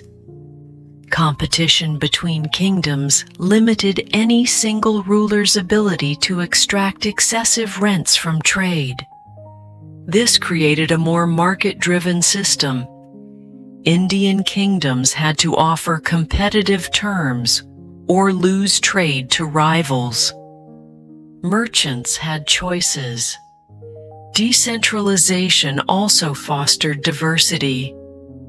Different regions specialized in different products. Different kingdoms developed different industrial techniques. This specialization increased overall productivity. The cost was military vulnerability. A divided India was easier for foreign conquerors to attack. But during the Silk Road's peak era, no power was positioned to conquer India. So decentralization's benefits outweighed its costs. India's cultural and religious diversity also shaped its Silk Road role. Hinduism, Buddhism, Jainism, and later Islam coexisted, sometimes peacefully, sometimes tensely, but always in interaction. This diversity created cosmopolitan port cities, where foreign merchants could find communities from their homelands. Persian merchants found Zoroastrian or later Muslim communities. Chinese merchants found Buddhist temples and Chinese expatriate communities. This made India attractive for foreign traders. You could live in an Indian city while maintaining your own cultural identity. You could worship in your own way, eat familiar foods, speak your own language within your community while doing business in India. Cosmopolitan cities became economic engines. They attracted talent, capital, and trade. They fostered innovation through cultural exchange. They created the networks that made long-distance trade possible. India's diversity was economic asset. Tolerance, even if sometimes grudging, paid economic dividends. Indian merchants established communities throughout the Indian Ocean world and along Silk Road routes. Tamil traders settled in Southeast Asian ports. Gujarati merchants traded in Arabian and East African ports. Indian communities appeared in Central Asian cities. These diaspora communities created networks that facilitated trade. They provided trusted partners in foreign ports. They shared information about markets, prices, and political conditions. They offered credit based on kinship and community ties. The Indian diaspora functioned similarly to the Sogdian network we discussed earlier. Distributed communities connected by culture, language, and trust, facilitating trade across vast distances. This was informal empire, influence without political control, economic power without military conquest. Indian merchants abroad remained culturally Indian, maintained connections to home, but operated within foreign political systems. This model avoided the costs of formal empire, while capturing many benefits of extended reach. India's approach had weaknesses. Without control of the routes, Indians were price takers in many markets. Central Asian and Persian intermediaries captured much of the profit margin between Indian production and final sale prices. Indian spices might sell for 10 times their Indian price in Roman markets. Most of that markup went to intermediaries, Central Asian merchants, Persian traders, Mediterranean shippers. India got wholesale prices, others got retail profits, and cultural influence doesn't prevent invasion. The wealth India generated eventually attracted conquerors, though that's beyond our time period tonight. Soft power without hard power can be vulnerable. India also lacked coordination. Multiple Indian kingdoms sometimes competed rather than cooperating, driving prices down and profits into foreign hands. A unified Indian state might have extracted more value from trade, but such a state would also have incurred costs. Maintaining unity, fighting external threats, managing internal divisions. Whether the benefits would have outweighed costs is unknowable. What emerges from India's story is the reality of dual Silk Road systems, overland and maritime, operating simultaneously, sometimes competing, sometimes complementing each other. India dominated the maritime system in ways it never dominated the overland routes.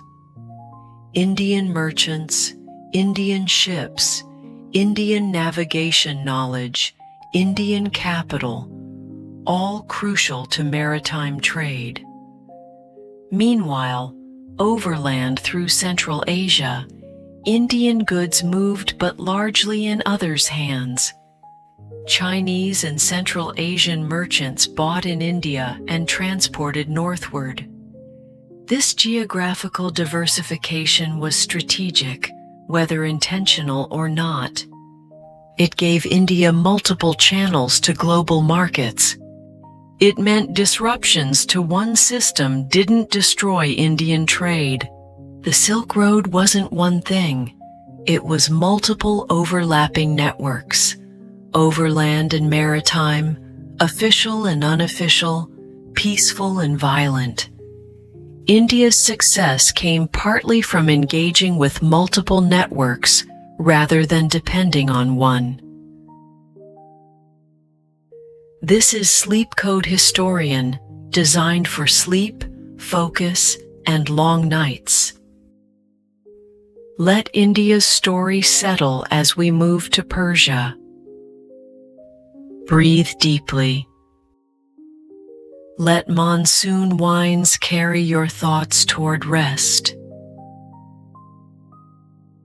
Persian empires, Achaemenid, Parthian, Sasanian, understood something fundamental.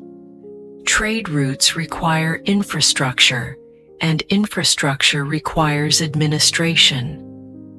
The royal road of the Achaemenid Empire wasn't just a path. It was a system. Paved roads spanning 1,600 miles from Susa in Persia to Sardis in Anatolia. Rest stations every 15 miles. Fresh horses for couriers at each station. Inspectors monitoring traffic. Military garrisons providing security, standardized way stations with predictable services. This was the most sophisticated road network in the ancient world before Rome. It made the Persian Empire function. It allowed messages to travel from capital to frontier in days rather than months. It enabled armies to move rapidly. It facilitated trade. but it also required enormous investment. Building roads across mountains and deserts, maintaining rest stations in remote locations, paying garrison troops, breeding and maintaining thousands of horses, training and paying couriers and administrators. The Persian Empire spent vast resources on infrastructure. This wasn't wasteful spending.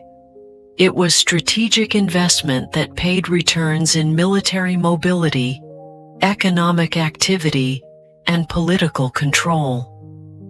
Think about what this infrastructure meant in practical terms. A traveler on the royal road knew exactly where they'd sleep each night. They knew fresh horses would be available. They knew what it would cost. They could plan journeys with confidence.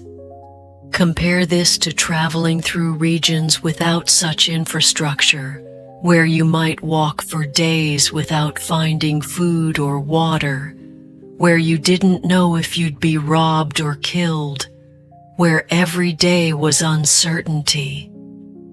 Persian infrastructure transformed trade from high-risk gamble to calculable business. This was revolutionary. But Persian roads did more than move goods and people. They moved information, creating one of history's first systematic intelligence networks. The Achaemenid courier system was legendary. Herodotus wrote that neither snow nor rain nor heat nor darkness stopped Persian couriers, a phrase later adapted as the unofficial motto of the U.S. Postal Service. These couriers could send messages from the capital at Susa to distant provinces in days, astonishing speed for the ancient world. Each courier rode at maximum speed between stations, then passed the message to a fresh courier on a fresh horse. The system ran day and night. This created an intelligence advantage that was as important as military strength. Provincial governors couldn't rebel without the capital knowing quickly. They couldn't claim ignorance of imperial orders when couriers could deliver messages in days. Economic disruptions were reported rapidly. Crop failures, trade disruptions, natural disasters. This allowed central authorities to respond before local problems became crises. Foreign threats were monitored through systematic information gathering.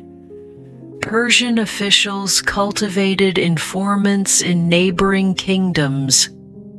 They debriefed merchants who crossed borders. They collected intelligence systematically rather than haphazardly. The Silk Road passed through Persian territory for much of its length. That meant Persians knew who was trading what, where it was going, and how much it was worth. This information asymmetry was valuable for taxation, diplomacy, and strategic planning. Knowledge is always power, but in the ancient world where information traveled slowly and unreliably, systematic information gathering created decisive advantages. Persian empires perfected the art of bureaucratic taxation, creating systems that other empires studied and copied. They didn't just station soldiers at mountain passes to collect tolls. They created administrative systems that assessed, recorded, and extracted wealth systematically across vast territories. The Achaemenid Empire divided its territory into satrapies, provinces, each governed by a satrap appointed by the emperor. Each satrapy had a fixed annual tribute obligation. The satrap was responsible for collecting this tribute and sending it to the capital. Within each satrapy, professional tax collectors assessed property, monitored trade, and collected revenues according to standardized procedures. They weren't corrupt bandits taking bribes. Though corruption existed, they were professional administrators following established rules. This made taxation more efficient and more predictable. Merchants knew what they'd pay. They could calculate costs and plan accordingly. Farmers knew their tax obligations. They could plant crops with reasonable confidence about what they'd owe.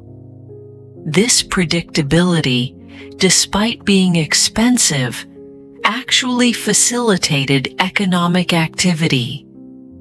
Better to know you'll pay 30% in taxes than to fear losing everything to arbitrary confiscation.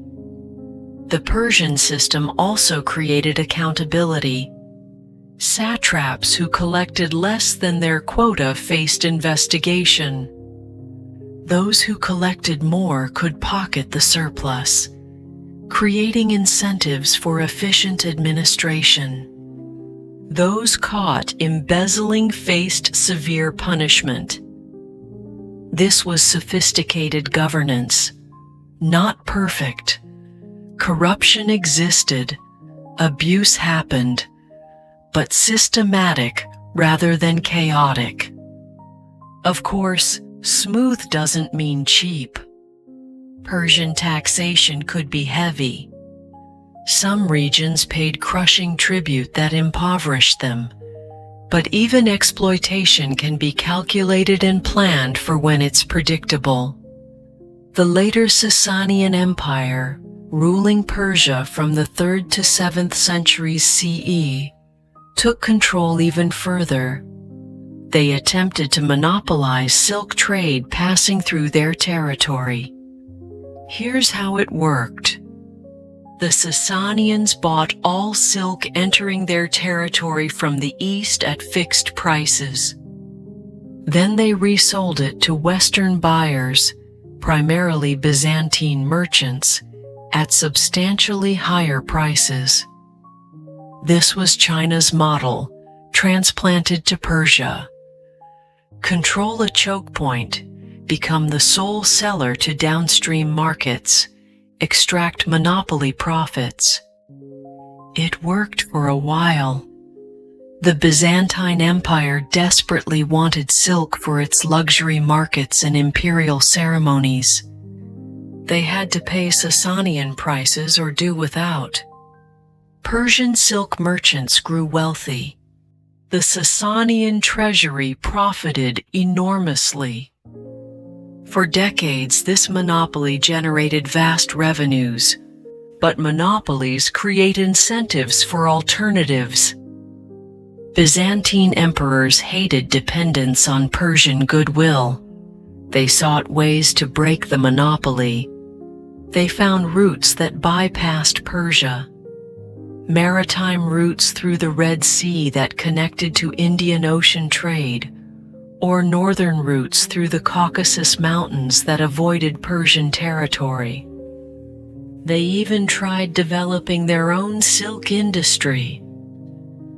Legend says Byzantine monks smuggled silkworms out of China hidden in hollow bamboo staffs. Whether this specific story is true, Byzantium eventually established sericulture, reducing dependence on imports.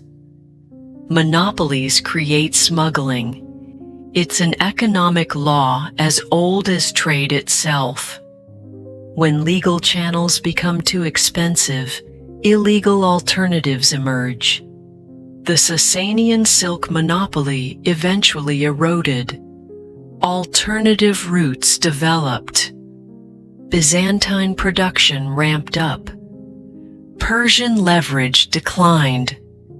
By the 7th century, the monopoly was broken. This illustrates a crucial limit on power. You can't monopolize what others can access alternatively. Persian geographic position gave them leverage, but not complete control. Persian investment in roads, bridges, and caravanserais wasn't charity. It was strategic, a form of power projection that didn't require constant military presence. Better infrastructure increased trade volume, which increased taxable activity. Every transaction generated revenue. More trade meant more revenue without raising tax rates. Infrastructure also tied distant provinces to the imperial core. Provincial cities connected by Persian roads, using Persian rest stations, protected by Persian garrisons. These cities were integrated into an imperial system even without direct occupation. It projected power through the landscape itself. When you traveled on a Persian road, stayed at a Persian rest house, paid taxes to a Persian official, you experienced Persian authority even if you never saw Persian soldiers. This is what scholars call infrastructural power. The ability to project authority through administrative systems rather than just military force. Modern states do this constantly. When you drive on government-built highways, when you use currency the central bank issues, when you follow regulations bureaucrats enforce, you're experiencing infrastructural power. Persia pioneered this on the Silk Road. Infrastructure became an instrument of empire. But infrastructure requires constant maintenance. Roads wash out in floods. Bridges collapse from age or earthquakes. Rest stations need supplies and personnel. Garrison troops need food and pay. This maintenance was expensive and never-ending. You couldn't just build roads once. You had to repair them continuously. Entire bureaucracies existed just to manage infrastructure maintenance. Persian empires extracted labor, corvée, from their populations to maintain these systems. Peasants owed days of work annually to the state, building and repairing infrastructure, transporting goods for the army, serving in labor gangs. This was taxation in the form of labor rather than money. It was deeply unpopular. Peasants resented being pulled from their farms during planting or harvest seasons. Families suffered when primary laborers were taken. But from the state's perspective, corvée was essential. Money could be embezzled or misallocated. Labor battalions got work done. Roads were built. Stations were maintained. The system functioned. The quality of Persian roads wasn't just engineering. It was the result of generations of forced labor. Every smooth mile represented thousands of man-hours extracted from populations who had no choice. This is the hidden cost of imperial grandeur. We admire ancient roads and bridges. We're less interested in who built them and under what conditions. Persian control of Silk Road routes wasn't just bureaucratic. It was also military, backed by some of the most formidable armies in the ancient world. The Parthians fought Rome for centuries over control of trade routes and markets in Mesopotamia and the Levant. These wars were partly ideological, partly territorial, but also economic, about who would tax the merchants, whose currency would dominate markets, which empire would control the wealth flowing between East and West. The Sasanians battled the Byzantines for similar reasons. Their centuries-long conflict devastated both empires, but neither could afford to withdraw because the economic stakes were too high. These weren't wars of conquest alone. They were wars over trade networks, over taxation rights, over market access. War and trade were inseparable on the Silk Road.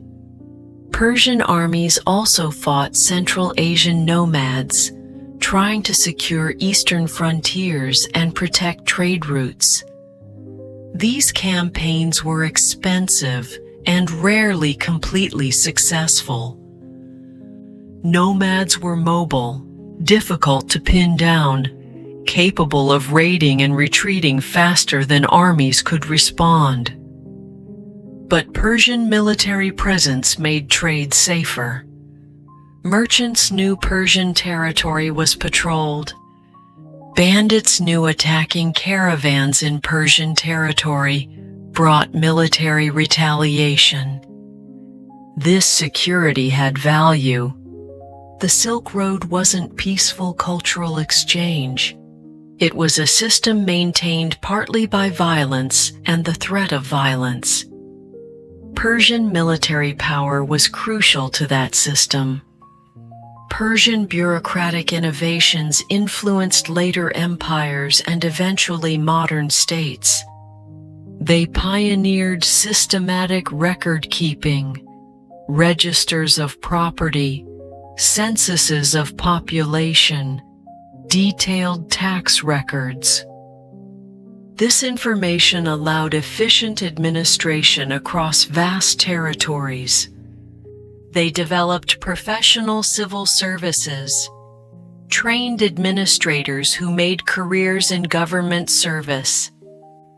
This created institutional knowledge and continuity, even when rulers changed.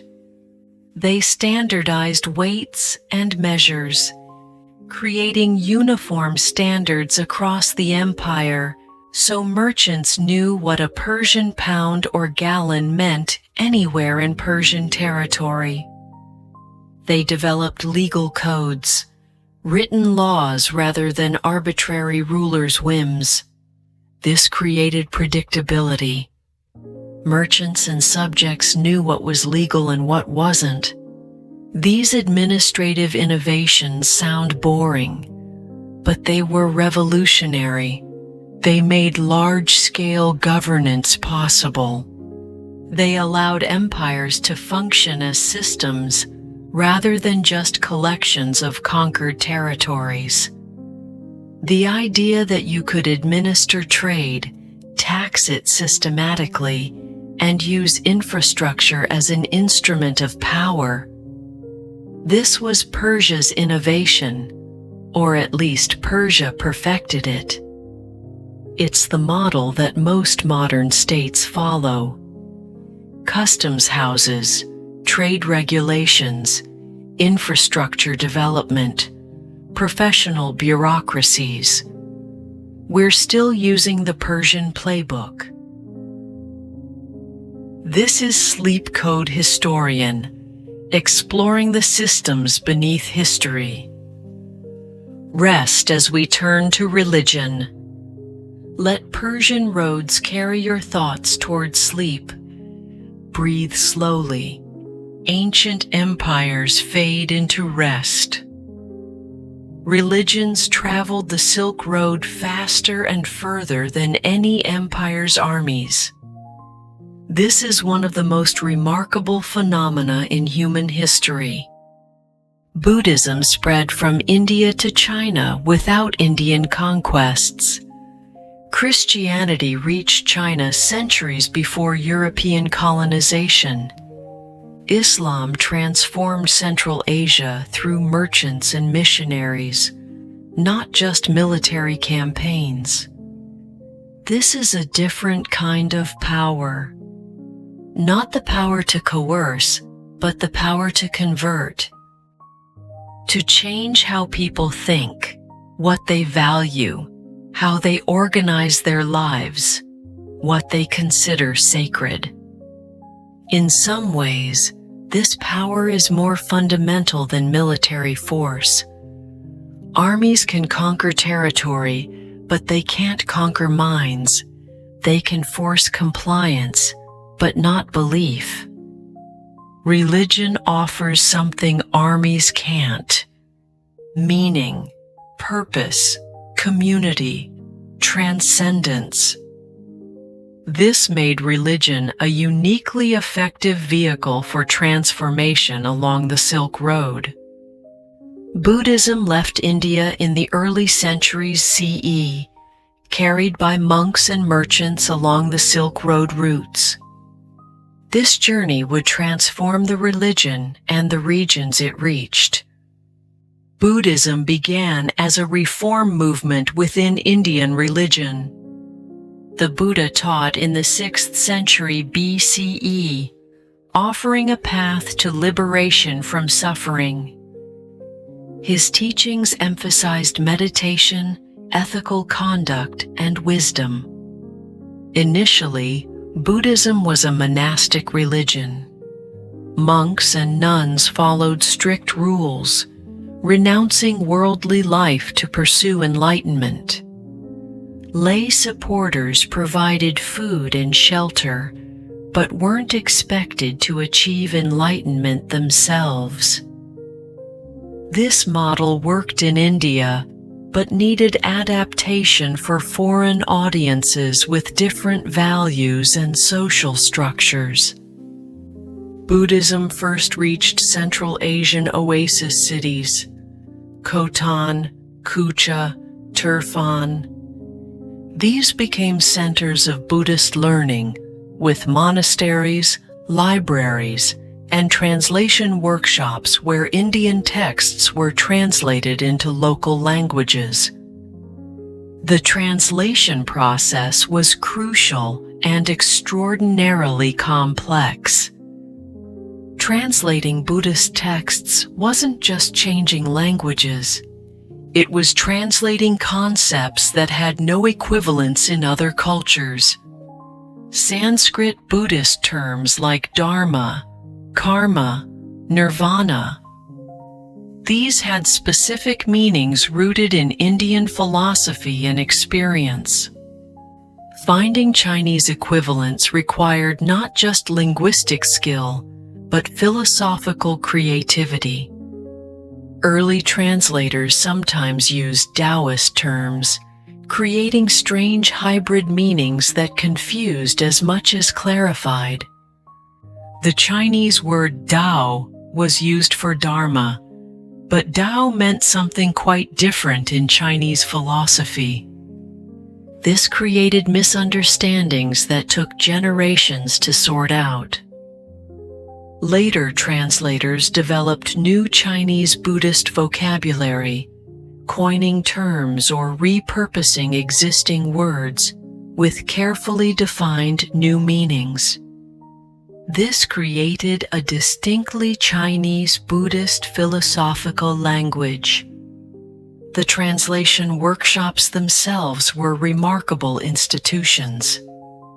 Teams of monks worked together, some fluent in Sanskrit, some in Chinese, some in Central Asian languages. They debated meanings, tested translations, refined terminology through endless discussions. These weren't just linguistic exercises. They were philosophical negotiations between different worldviews. How do you explain the Buddhist concept of non-self to a culture built on Confucian ideas of family continuity? How do you translate meditation practices to people with no similar tradition? This translation process transformed Buddhism profoundly. Chinese Buddhism emerged, different from Indian Buddhism, in significant ways that went far beyond language. Then Buddhism moved into China proper during a period of chaos and transformation. The Han Dynasty had collapsed in 220 CE. China fragmented into competing kingdoms. War, famine, and social disorder became normal. Traditional Confucian values seemed inadequate to explain this suffering. Confucianism emphasized social harmony, proper relationships, and virtuous government. But when government failed and society collapsed, what then? Buddhism offered answers. It explained suffering as inherent to existence, not just a result of bad government. It offered meditation techniques for managing emotional turmoil in turbulent times. It promised liberation through individual practice, not dependent on social order. These teachings resonated deeply with Chinese audiences experiencing unprecedented upheaval. Buddhism spread rapidly, not through force, but because it offered something people needed. Buddhist monasteries became more than religious institutions. They became centers of learning, preserving texts through turbulent periods when secular institutions failed. They offered sanctuary, literal physical refuge for people fleeing war and violence, and psychological comfort for those struggling with loss and uncertainty. They provided social services that no one else offered. Monasteries fed the hungry. They sheltered travelers. They cared for the sick. They educated children. They functioned almost as early welfare systems in societies without other social safety nets. This made Buddhism practically valuable beyond its spiritual teachings. Supporting monasteries wasn't just religious merit, it was social investment. Chinese emperors eventually patronized Buddhism extensively, building grand temples, funding monasteries, sponsoring translation projects. The Tang Dynasty in particular made Buddhism almost a state religion. This state support accelerated Buddhism's spread enormously. When emperors built temples, local officials followed suit. When imperial family members became Buddhist patrons, wealthy families competed to demonstrate their own piety through donations. But Buddhism also adapted to Chinese conditions in ways that changed the religion fundamentally. It absorbed Chinese philosophical traditions, particularly Taoism. Taoist concepts of naturalness and spontaneity merged with Buddhist meditation practices. Chan Buddhism, later called Zen in Japan, emerged from this fusion. It emphasized direct experience over textual study, sudden enlightenment over gradual cultivation, paradoxical teaching methods that owed as much to Taoist thought as to Indian Buddhist philosophy. Chinese ancestor veneration practices, central to Chinese culture, blended with Buddhist concepts. Buddhists developed elaborate rituals for benefiting deceased ancestors, something Indian Buddhism didn't emphasize. This made Buddhism compatible with core Chinese family values. Confucian emphasis on family and social duties modified Buddhist monasticism. Chinese Buddhist monks maintained stronger family connections than their Indian counterparts. They performed rituals for families. They adapted celibacy rules in some cases. This wasn't corruption of pure Buddhism. This was Buddhism successfully adapting to new cultural contexts. Religions that adapt, survive, and spread. Those that remain rigidly foreign often fail to take deep root.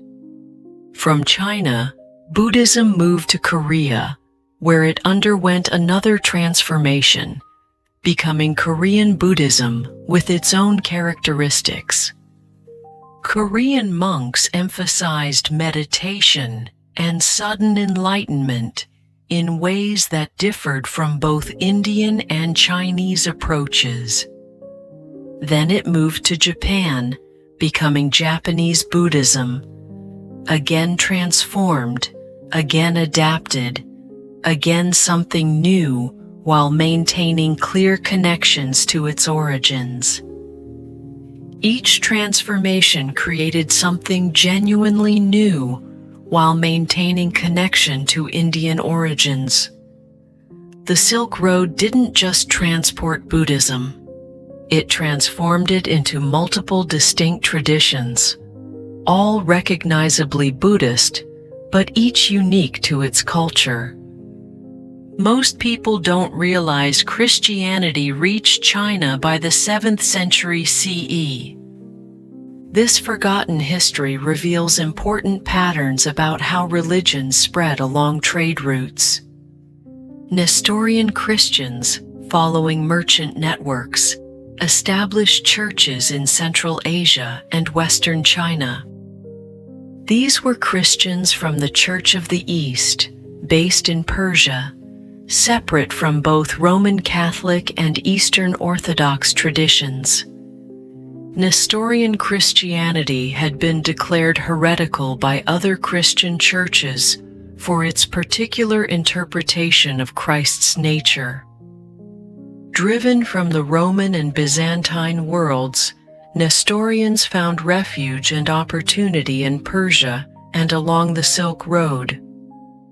Nestorian merchants traveled the routes for business. They brought their religion with them, establishing Christian communities wherever they settled for extended periods. The famous Xi'an Stele, erected in 781 CE, describes Christian presence in Tang Dynasty China in remarkable detail. The stele is a fascinating document. It describes Christian theology using Chinese Buddhist and Taoist terminology, necessary adaptations for Chinese audiences who had no framework for understanding Middle Eastern monotheism.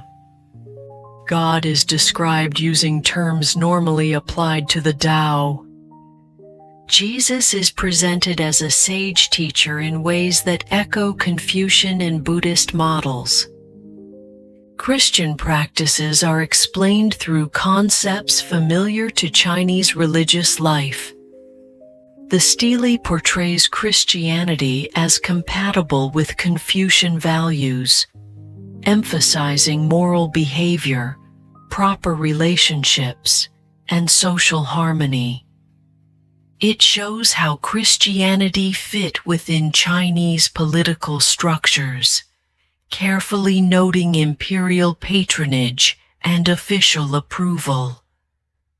This wasn't crusading Christianity imposing itself through conquest. This was mercantile Christianity, spread by merchants who traded along the routes, establishing communities wherever business took them. Nestorian churches appeared in major Silk Road cities. They were modest affairs compared to Buddhist temples or later mosques, serving small expatriate communities. But they persisted for centuries. Christianity never became dominant in China the way Buddhism did, but it established genuine presence, created lasting communities, built churches, ordained local clergy, survived through multiple dynastic changes. Why didn't Christianity succeed in China as Buddhism had? Several factors converged to limit Christian growth. Buddhism arrived during chaos when traditional values seemed inadequate. Christianity arrived during the Tang Dynasty when China was strong, confident, and culturally self-assured. Chinese audiences were less receptive to foreign alternatives. Buddhism emphasized meditation and philosophy, practices and concepts somewhat similar to existing Chinese traditions. Christianity emphasized monotheism and exclusive truth claims, more foreign and challenging to Chinese religious pluralism. Buddhism adapted extensively to Chinese contexts, as we've discussed. Nestorian Christianity adapted too, as the Xi'an stele shows, but perhaps not enough. Its rigid monotheism clashed with Chinese religious syncretism that easily blended multiple traditions. Buddhism also benefited from centuries of development, multiple schools of thought, sophisticated philosophical frameworks. Christianity arrived as one interpretation among many, without the depth and diversity that made Buddhism appealing to different audiences. Still, Christianity's eastward spread along the Silk Road reveals how religions could travel without military backing. Nestorian Christians never had armies. They succeeded through trade relationships, community building, careful adaptation to local contexts, and persistence across generations. Islam's spread along the Silk Road was dramatic, lasting, and transformative in ways that still shape Central Asia today. Arab armies conquered Persia and pushed into Central Asia in the 7th and 8th centuries. This military conquest established Islamic political control initially. But conversion happened more gradually, through multiple mechanisms that reveal how religions actually spread. Arab and later Turkic Muslim merchants brought Islam to trading cities through daily example and quiet persuasion. They married local women, establishing families that bridged cultures and created next generations raised Muslim. They built mosques that became visible centers of Islamic presence. They demonstrated Islamic practices in daily life: 5 daily prayers, fasting during Ramadan, pilgrimage aspirations, dietary restrictions. These visible differences sparked curiosity and conversations that sometimes led to conversion. Sufi mystics traveled the routes, offering spiritual teachings that resonated with Central Asian religious traditions in ways that formal Islamic theology sometimes didn't. Sufism's emphasis on direct spiritual experience, on mystical practices, on charismatic teachers. These appealed to populations familiar with shamanic and Buddhist traditions. Sufi saints established lodges that functioned like Buddhist monasteries, offering hospitality, teaching, spiritual guidance. They performed miracles that locals understood, spoke in terms locals comprehended, built followings based on personal charisma rather than doctrinal correctness.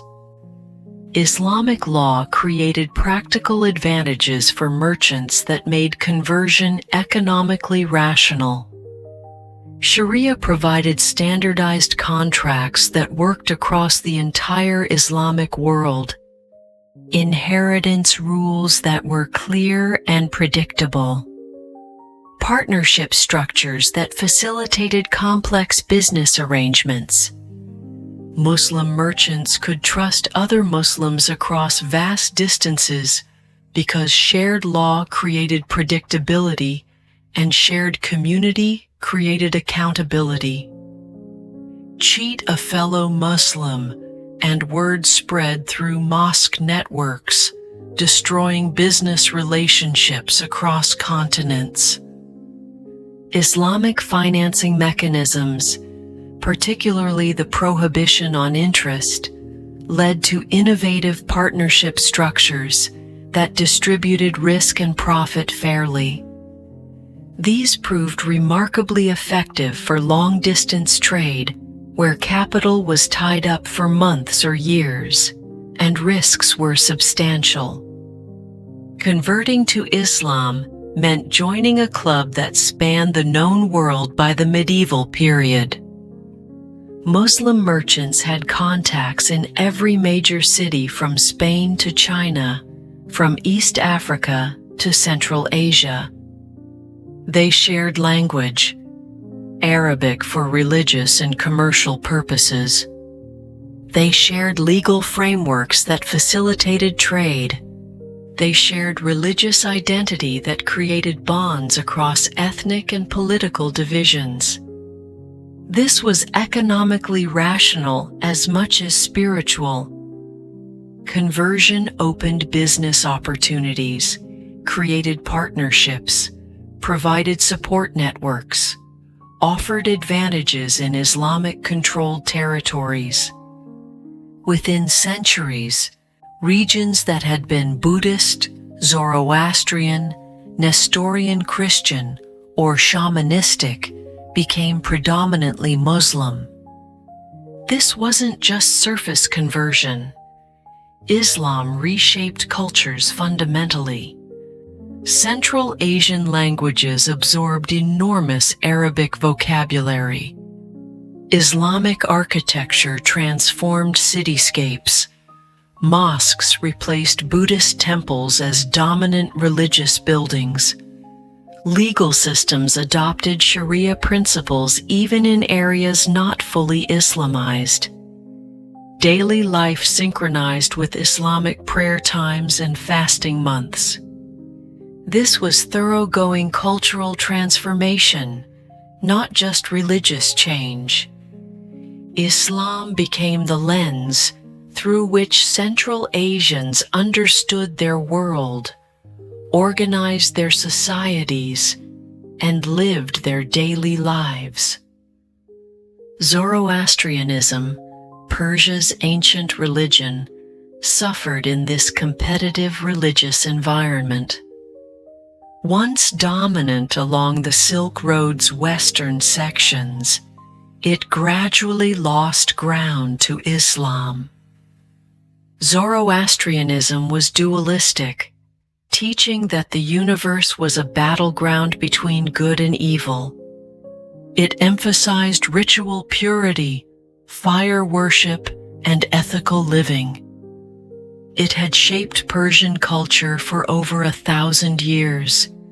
But when Arab armies conquered Persia, Zoroastrians faced pressure to convert. Muslims initially tolerated people of the book, Jews and Christians, but Zoroastrian status was ambiguous. Some Zoroastrian communities converted to Islam to escape discrimination. Others fled to India, establishing the Parsi community that preserves Zoroastrian traditions today. Those who remained in Persia faced increasing marginalization. Zoroastrian merchants lost competitive advantages as Islamic commercial networks expanded. Zoroastrian communities fragmented. Knowledge was lost. Sacred texts disappeared. Rituals were forgotten. Priests died without successors. By the medieval period, Zoroastrianism had retreated to isolated pockets. The Silk Road, which had once carried it westward and eastward, now carried its replacement. This illustrates how religions compete on trade routes. Religions that offered competitive advantages, trust networks, commercial law, widespread acceptance, flourished. Those that became isolated and disadvantaged declined. Religions created their own infrastructure along the Silk Road, infrastructure that served commercial as well as spiritual purposes. Buddhist monasteries served as rest stops for travelers. They provided accommodation in remote areas. They stored goods securely. Temples were safer than most warehouses because stealing from holy places carried spiritual penalties. They sometimes offered banking services, holding deposits for merchants. You didn't have to be Buddhist to benefit from these services. Monasteries welcomed travelers regardless of faith, charging fees that generated revenue. Christian and Muslim caravanserais did similar work. They were simultaneously religious institutions and commercial facilities. This created interdependence between religion and commerce. Merchants supported religious institutions through donations, fulfilling religious obligations while also ensuring services continued. Religious institutions supported trade through practical services. This mutually beneficial relationship meant trade routes and religious networks often aligned geographically. Where merchants traveled, religions spread. Where religions established institutions, merchants found support.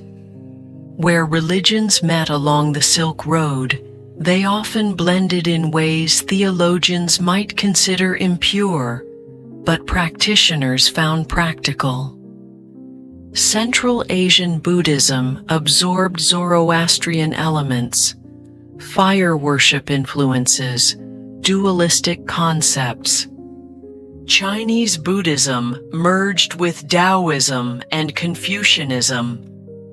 Ancestor veneration, filial piety, harmony with nature. Islamic Sufism in Central Asia incorporated pre-Islamic shamanic practices, ecstatic dancing, reverence for holy sites, veneration of saints. These weren't officially sanctioned, but became widespread popular practices. This wasn't theological purity. This was pragmatic adaptation. Religions that successfully localized survived and spread. Those that remained rigidly foreign often failed to take deep root. Religious authorities often opposed syncretism, trying to maintain orthodox teachings.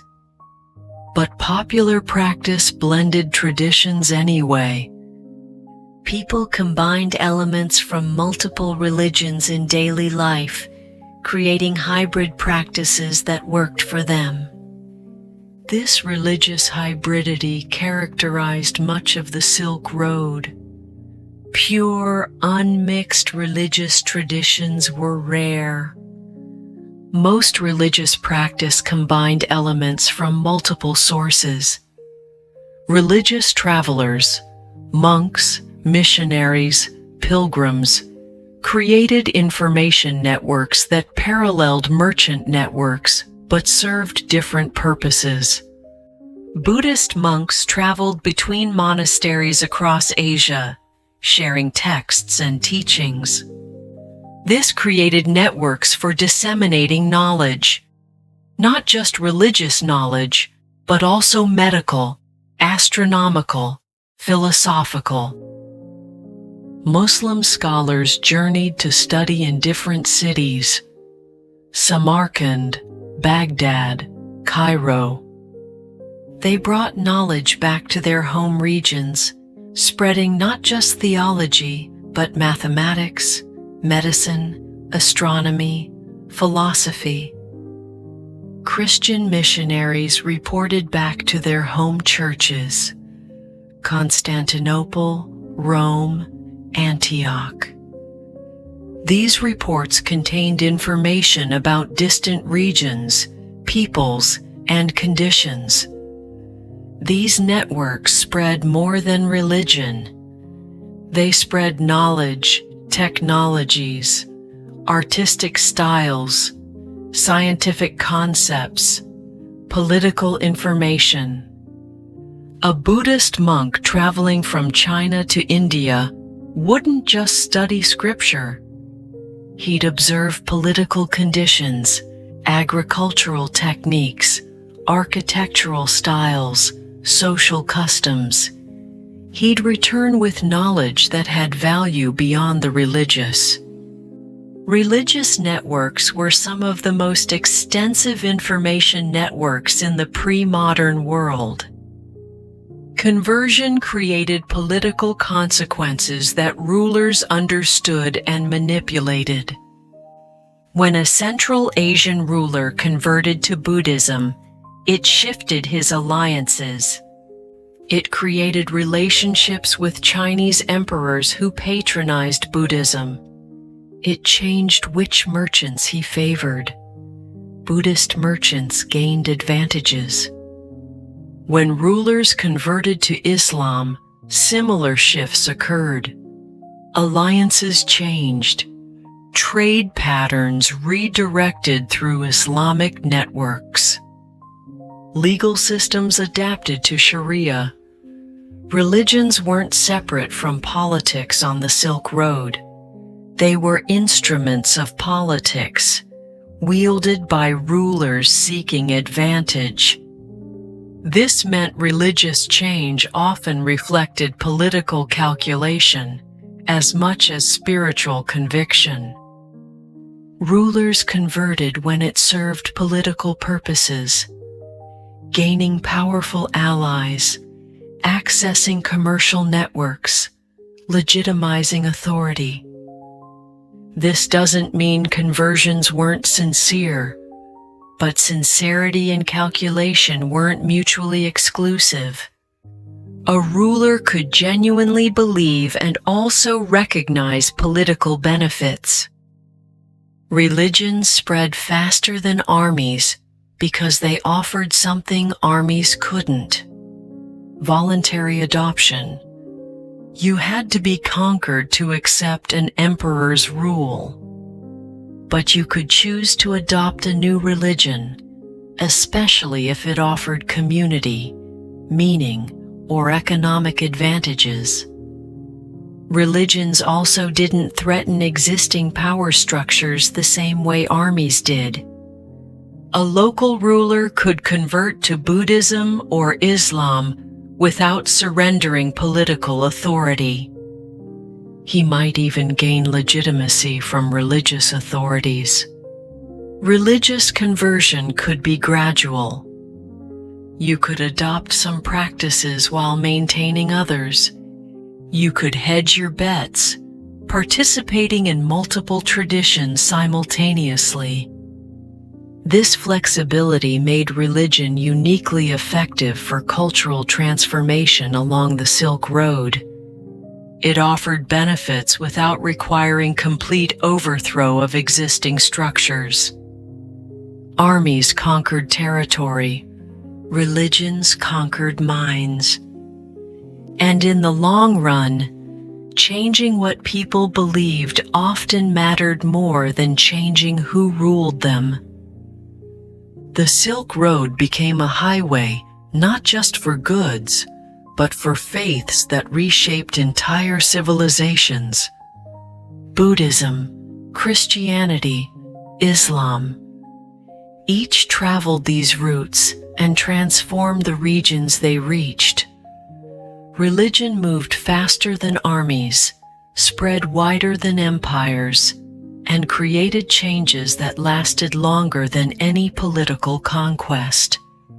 This religious transformation of the Silk Road would have profound and lasting effects. The religions that spread along these routes, particularly Buddhism and Islam, continue to shape billions of lives today. The Silk Road didn't just connect economies, it connected souls.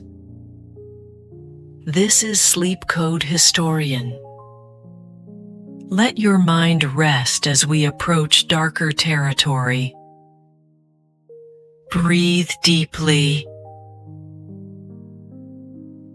Let religious journeys fade into sleep. The Silk Road's romanticized image, camels carrying silk, spices, and exotic luxuries through beautiful desert landscapes, obscures a darker reality that most histories skip over. Human beings were cargo too. Slaves moved along the Silk Road in enormous numbers. This isn't emphasized in most histories. It makes us uncomfortable.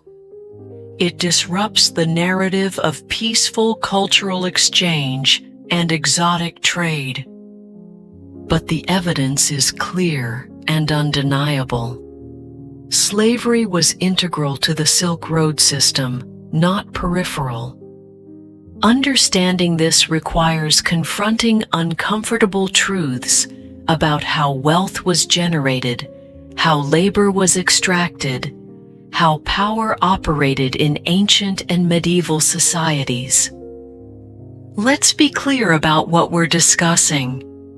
We're talking about human beings treated as property, bought, sold, transported, worked, punished, bred, and sometimes killed with no more consideration than livestock.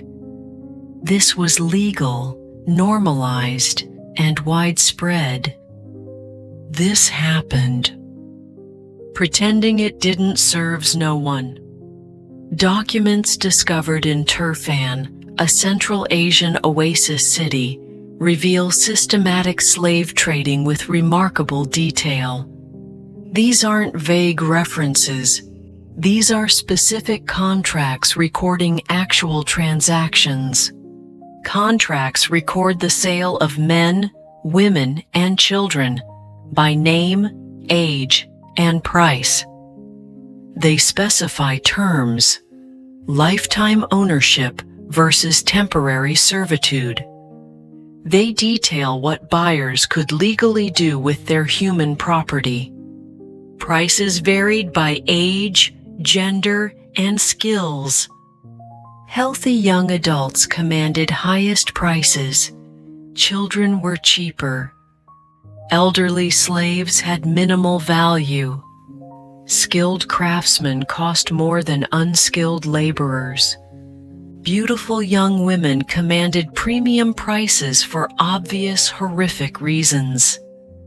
Legal frameworks governed ownership, transfer, and inheritance of human property. Slaves could be willed to heirs, given as gifts, used as loan collateral. They were assets in estate inventories, listed alongside livestock and furniture. This wasn't occasional or peripheral. This was routine commerce, as normal as trading silk or grain. Slave merchants were respected businessmen. Slave markets operated openly in city centers. Contracts were enforced by courts. The mundane normality of it all is perhaps most disturbing. No one involved seemed to question the morality. It was simply how things were done. Where did these slaves come from?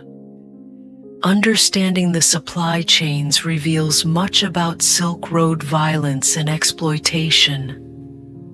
War captives were a major source. Steppe nomads raiding settled territories brought back prisoners who were sold into slavery. Chinese prisoners from frontier wars. Persian prisoners from Central Asian conflicts. Civilians captured when cities fell. Military campaigns generated thousands of slaves. Conquerors had to decide what to do with conquered populations. Killing everyone was wasteful. Enslaving able-bodied survivors was profitable. Children sold by desperate families during famines represented another source. In societies without social safety nets, when drought or plague struck, when children faced starvation, desperate parents sometimes sold children to survive. This represents impossible choices.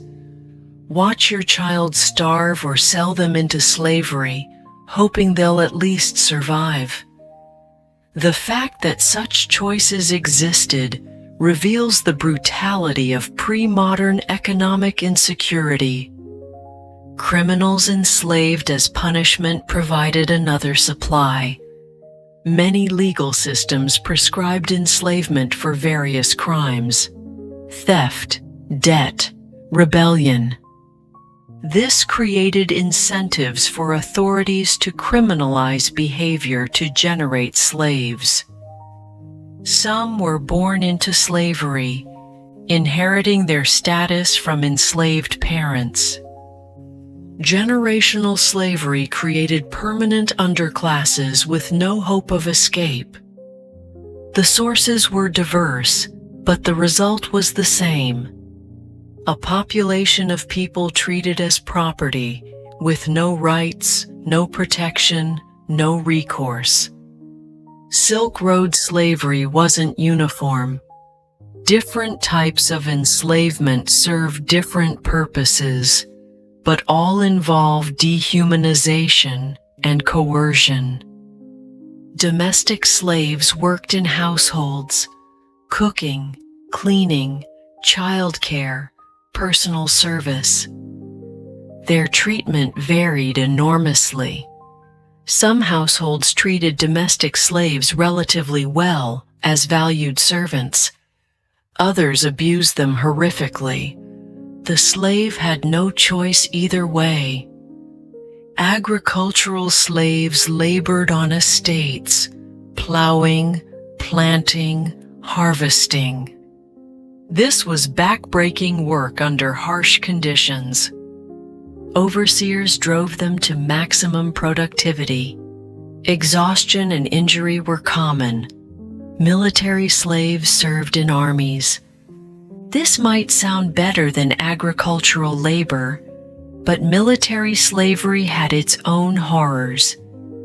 Enslaved soldiers were expendable, used for dangerous assignments, sent on suicidal missions, punished brutally for any failure. The later Mamluk system in Islamic territories institutionalized military slavery. Young slaves were trained as elite warriors, sometimes achieving high positions. But they remained property, their status dependent on masters' whims. Some slaves achieved relatively privileged positions as administrators, craftsmen, or tutors. Educated slaves had value. Skilled craftsmen could earn privileges. But privilege under slavery is still slavery. It could be revoked instantly. Female slaves faced particular horrors. Sexual exploitation was routine and legal. Masters could use female slaves sexually without consequence. Concubinage was common. Enslaved women had no control over their own bodies. Children born to enslaved women often inherited slave status, creating permanent cycles of exploitation. Slaves were expensive relative to other trade goods, but profitable enough to sustain extensive trafficking networks. A healthy adult slave might be worth multiple bolts of silk, representing substantial capital investment. But slaves were productive assets generating returns over years or even lifetimes through their labor. Children were cheaper to purchase, but represented long-term investments. They'd work for decades if they survived childhood. Skilled craftsmen commanded premium prices because their specialized labor generated higher value. A skilled metal worker or weaver might cost 10 times an unskilled laborer. Beautiful young women commanded highest prices in some markets, valued for sexual exploitation and status display. This represents the intersection of slavery with sexual violence. Merchants specialized in human trafficking, just as others specialized in spices or textiles. They developed expertise in acquisition, transport, and sale of human beings. They cultivated relationships with slave raiders, managed holding facilities, operated auction houses. The same merchant networks that moved silk moved people. The same caravanserais that housed traders housed slave caravans. The infrastructure of legitimate trade supported human trafficking. Profit margins could be substantial. Buy slaves cheaply in conflict zones, transport them to markets with high demand, sell at multiples of purchase price. Like any commodity trading, but the commodities were human beings. Enslaved people resisted in ways large and small, though resistance faced nearly impossible odds. Some ran away, though escape was extraordinarily difficult. Where would you go in the middle of Central Asian deserts or mountain passes? How would you survive without resources, local knowledge, or language skills? Recapture meant brutal punishment. Some rebelled individually or collectively. Historical records occasionally mention slave uprisings, though they were rare and typically suppressed with extreme violence. Successful rebellions almost never happened. The power imbalance was too great. Most resistance was subtler. Work slowdowns, sabotage, theft. The everyday weapons of the powerless. Breaking tools accidentally. Working slowly when unsupervised. Stealing food or small items. These acts didn't end slavery, but asserted dignity and autonomy within dehumanizing conditions. Some slaves eliminated themselves to reduce their value or make themselves unsuitable for certain work. This desperate resistance, removing oneself to thwart one's owner, reveals the depths of desperation. Some killed themselves, self-elimination as ultimate resistance against total powerlessness. This happened enough that some legal codes addressed it. Owners could claim compensation if recently purchased slaves killed themselves. The fact that legal systems addressed slave suicide tells us it happened with disturbing regularity. Slavery existed within legal frameworks that varied by region and religion, but no major Silk Road civilization prohibited it. Zoroastrian law permitted slavery, but with some restrictions on treatment. Buddhists practiced slavery despite religious teachings against harming living beings, clear evidence of how economic interests overrode religious principles. The Buddhist prohibition on killing living beings somehow didn't extend to enslaving humans. This contradiction was rarely addressed. When it was, elaborate justifications were constructed. Karma from past lives, natural hierarchies, necessity. Islamic law regulated slavery extensively, specifying conditions for manumission and treatment, but never abolished it.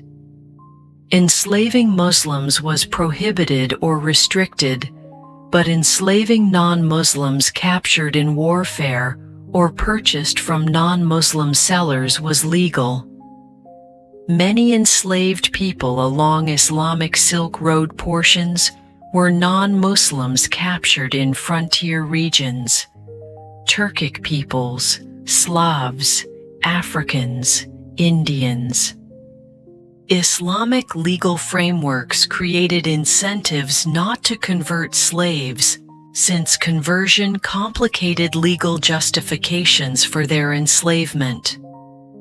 Chinese law recognized slavery, though practices varied by dynasty. Some periods saw restrictions on enslavement of ethnic Chinese, pushing slave raiding toward frontier regions and non-Chinese peoples. The point is, no major Silk Road civilization prohibited slavery. All participated in the system at some level. Religious and legal frameworks regulated slavery but legitimized it. This meant enslaved people had no powerful institutions to appeal to. No religion condemned slavery absolutely. No legal system prohibited it.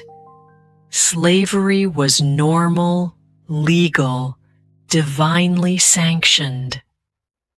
Every luxury good that traveled the Silk Road bore a hidden cost in human suffering that we should acknowledge. Silk produced by forced labor, peasants conscripted for corvée work in silk production, caravans guarded by enslaved soldiers, rest stops built by enslaved or coerced workers. The magnificent infrastructure we admire, roads, bridges, caravanserais, built largely by forced labor. The artistic achievements preserved in museums, created partly by enslaved craftsmen. The cultural exchanges we celebrate, facilitated by systems that treated humans as property.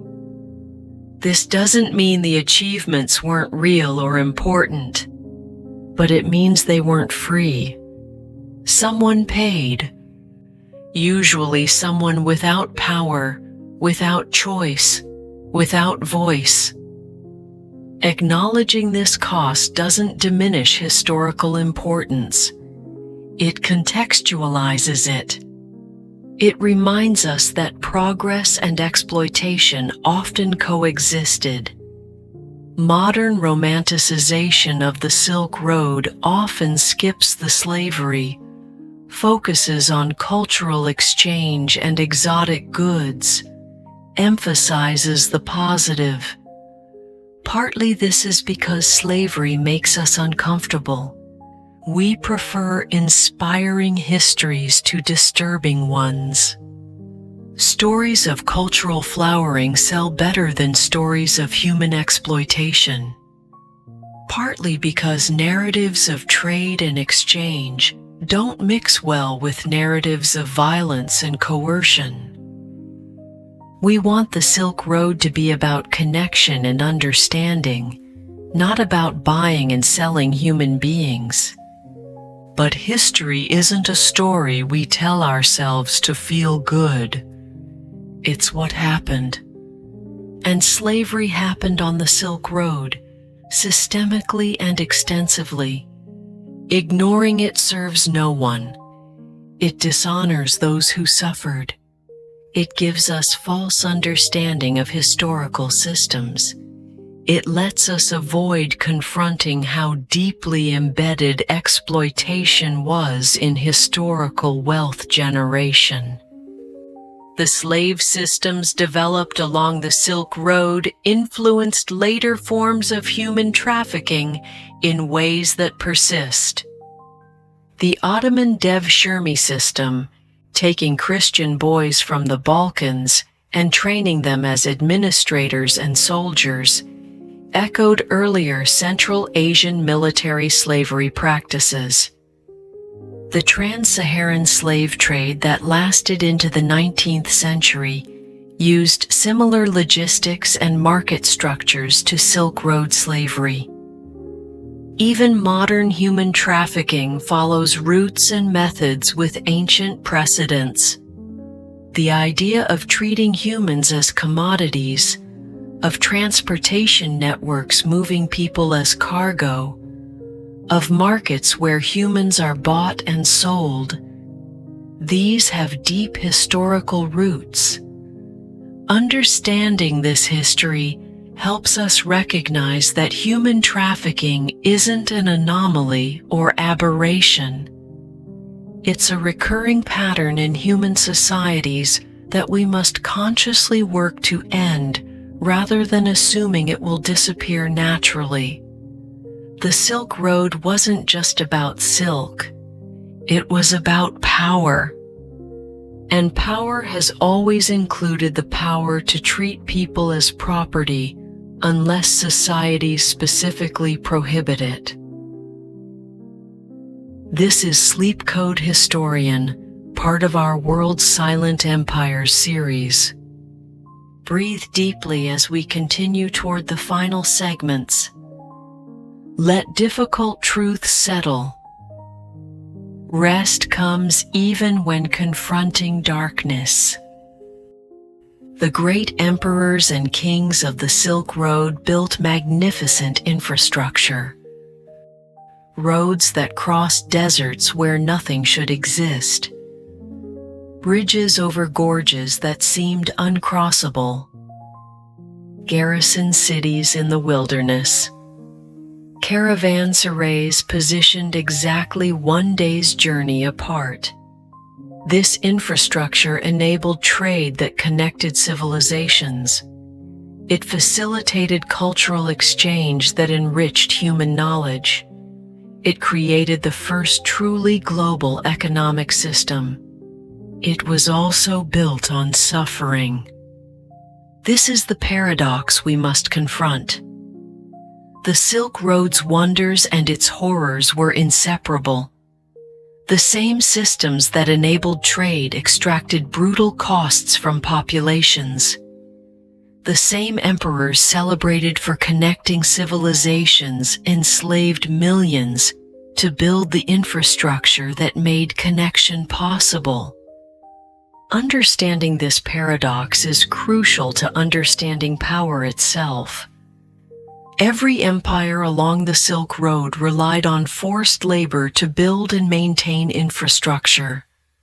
This wasn't occasional or exceptional. This was systemic, continuous, and essential to how empires functioned. In China, corvée labor, mandatory service owed to the state, pulled peasants from their fields for months at a time. They built roads across mountains and deserts. They dug canals to move goods and water.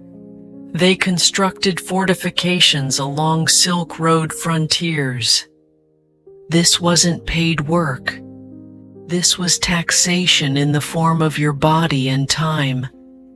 You owed the state labor the same way you owed grain or money. Think about what this meant for families. The primary laborer, usually an adult man, taken for months. Fields left unplanted or unharvested. Family income disappearing. children going hungry, women struggling alone with farm work. But the state's demands didn't care about individual hardship. Quotas had to be met. Roads had to be built. The empire's needs overrode family needs. Those who tried to avoid corvée service faced punishment, fines they couldn't pay, which led to debt slavery or imprisonment. Sometimes families sold children to pay fines for missed labor service. The system was designed to extract maximum labor while maintaining just enough population survival to generate future labor. The infrastructure emperors built did enable genuine benefits. Cultural exchange happened along those roads. Economic development created prosperity for some. Technological diffusion spread innovations widely. Buddhist ideas traveled from India to East Asia, transforming civilizations. Mathematical concepts spread, advancing human knowledge. Artistic traditions cross-pollinated, creating new forms. These benefits were real and lasting. Modern civilization inherits much from Silk Road exchanges, but these benefits came at costs that were never evenly distributed. Some people gained enormously. Others paid with their lives, their freedom, their labor. The question history asks us to consider: were the benefits worth the costs? And who gets to decide? The emperors who extracted the labor certainly thought so. They saw grand visions and made them reality, indifferent to individual suffering in service of imperial glory. The peasants conscripted for corvée might have disagreed if anyone had asked them. But history rarely preserves their voices. The powerful write history. The powerless suffer through it. We can acknowledge both the achievements and the costs. We can recognize that the Silk Road connected civilizations, while also recognizing it was built on exploitation. Both things are true. This is Sleep Code Historian, where we examine the systems beneath the surface. Rest your mind as we approach the final segment. Let complex truths settle into understanding. Breathe slowly. The Silk Road didn't end suddenly. It declined, fragmented, and faded over centuries in a process as complex as its creation. But the 14th century delivered catastrophic blows that the system couldn't recover from. Multiple crises converged: climate change, pandemic disease, political collapse, economic disruption, each amplifying the others. The network that had connected civilizations for over 1,000 years began to disintegrate. The infrastructure crumbled. The cities emptied. The routes were abandoned. Understanding this collapse helps us understand how complex systems fail. They rarely fail from single causes. Instead, multiple stresses accumulate until the system can no longer maintain itself. The Silk Road's collapse offers lessons for our own interconnected world. Starting in the 13th century and intensifying through the 14th, global temperatures dropped. This period, called the Little Ice Age, lasted into the 19th century. This might seem minor, a few degrees average temperature change, but small changes in global averages translate to significant regional impacts, especially in marginal environments where people lived at the edge of viability. Growing seasons shortened across Eurasia. Regions that could barely sustain agriculture became unviable. Harvests failed more frequently. Famines increased in frequency and severity. Nomadic pastoralists found traditional grazing lands less productive. Cooler temperatures meant less grass growth. Herds couldn't sustain themselves in traditional territories. Animals died in larger numbers during harsh winters. This triggered migrations as populations sought viable land. Desperate groups moved into territories occupied by others. This created conflicts, displaced existing populations, disrupted established patterns of settlement and trade. Central Asian oases that had sustained trade cities for centuries faced water stress. Snowpack in mountains diminished, reducing river flows that fed irrigation systems. Springs dried up or flowed less reliably. Wells went saline as water tables dropped. The stable environmental conditions that had supported Silk Road trade for centuries were ending. Routes that had been viable became dangerous or impossible as water sources failed. Climate doesn't determine history. Humans adapt to changing conditions through ingenuity and effort. But climate shapes the context in which human decisions play out. It creates pressures that make some choices impossible and others necessary. Then came the plague, the catastrophe that defines the 14th century in ways that still resonate today. The Black Death likely originated in Central Asia, possibly in the very regions that served as Silk Road hubs. Some scholars argue it emerged in the same trading networks it would devastate. A cruel irony of connectivity. It traveled the trade routes with devastating efficiency. Rats on merchant ships carrying infected fleas. Caravans transporting infected people and goods from city to city. The disease moved as fast as trade moved, spreading along the very networks that had brought prosperity.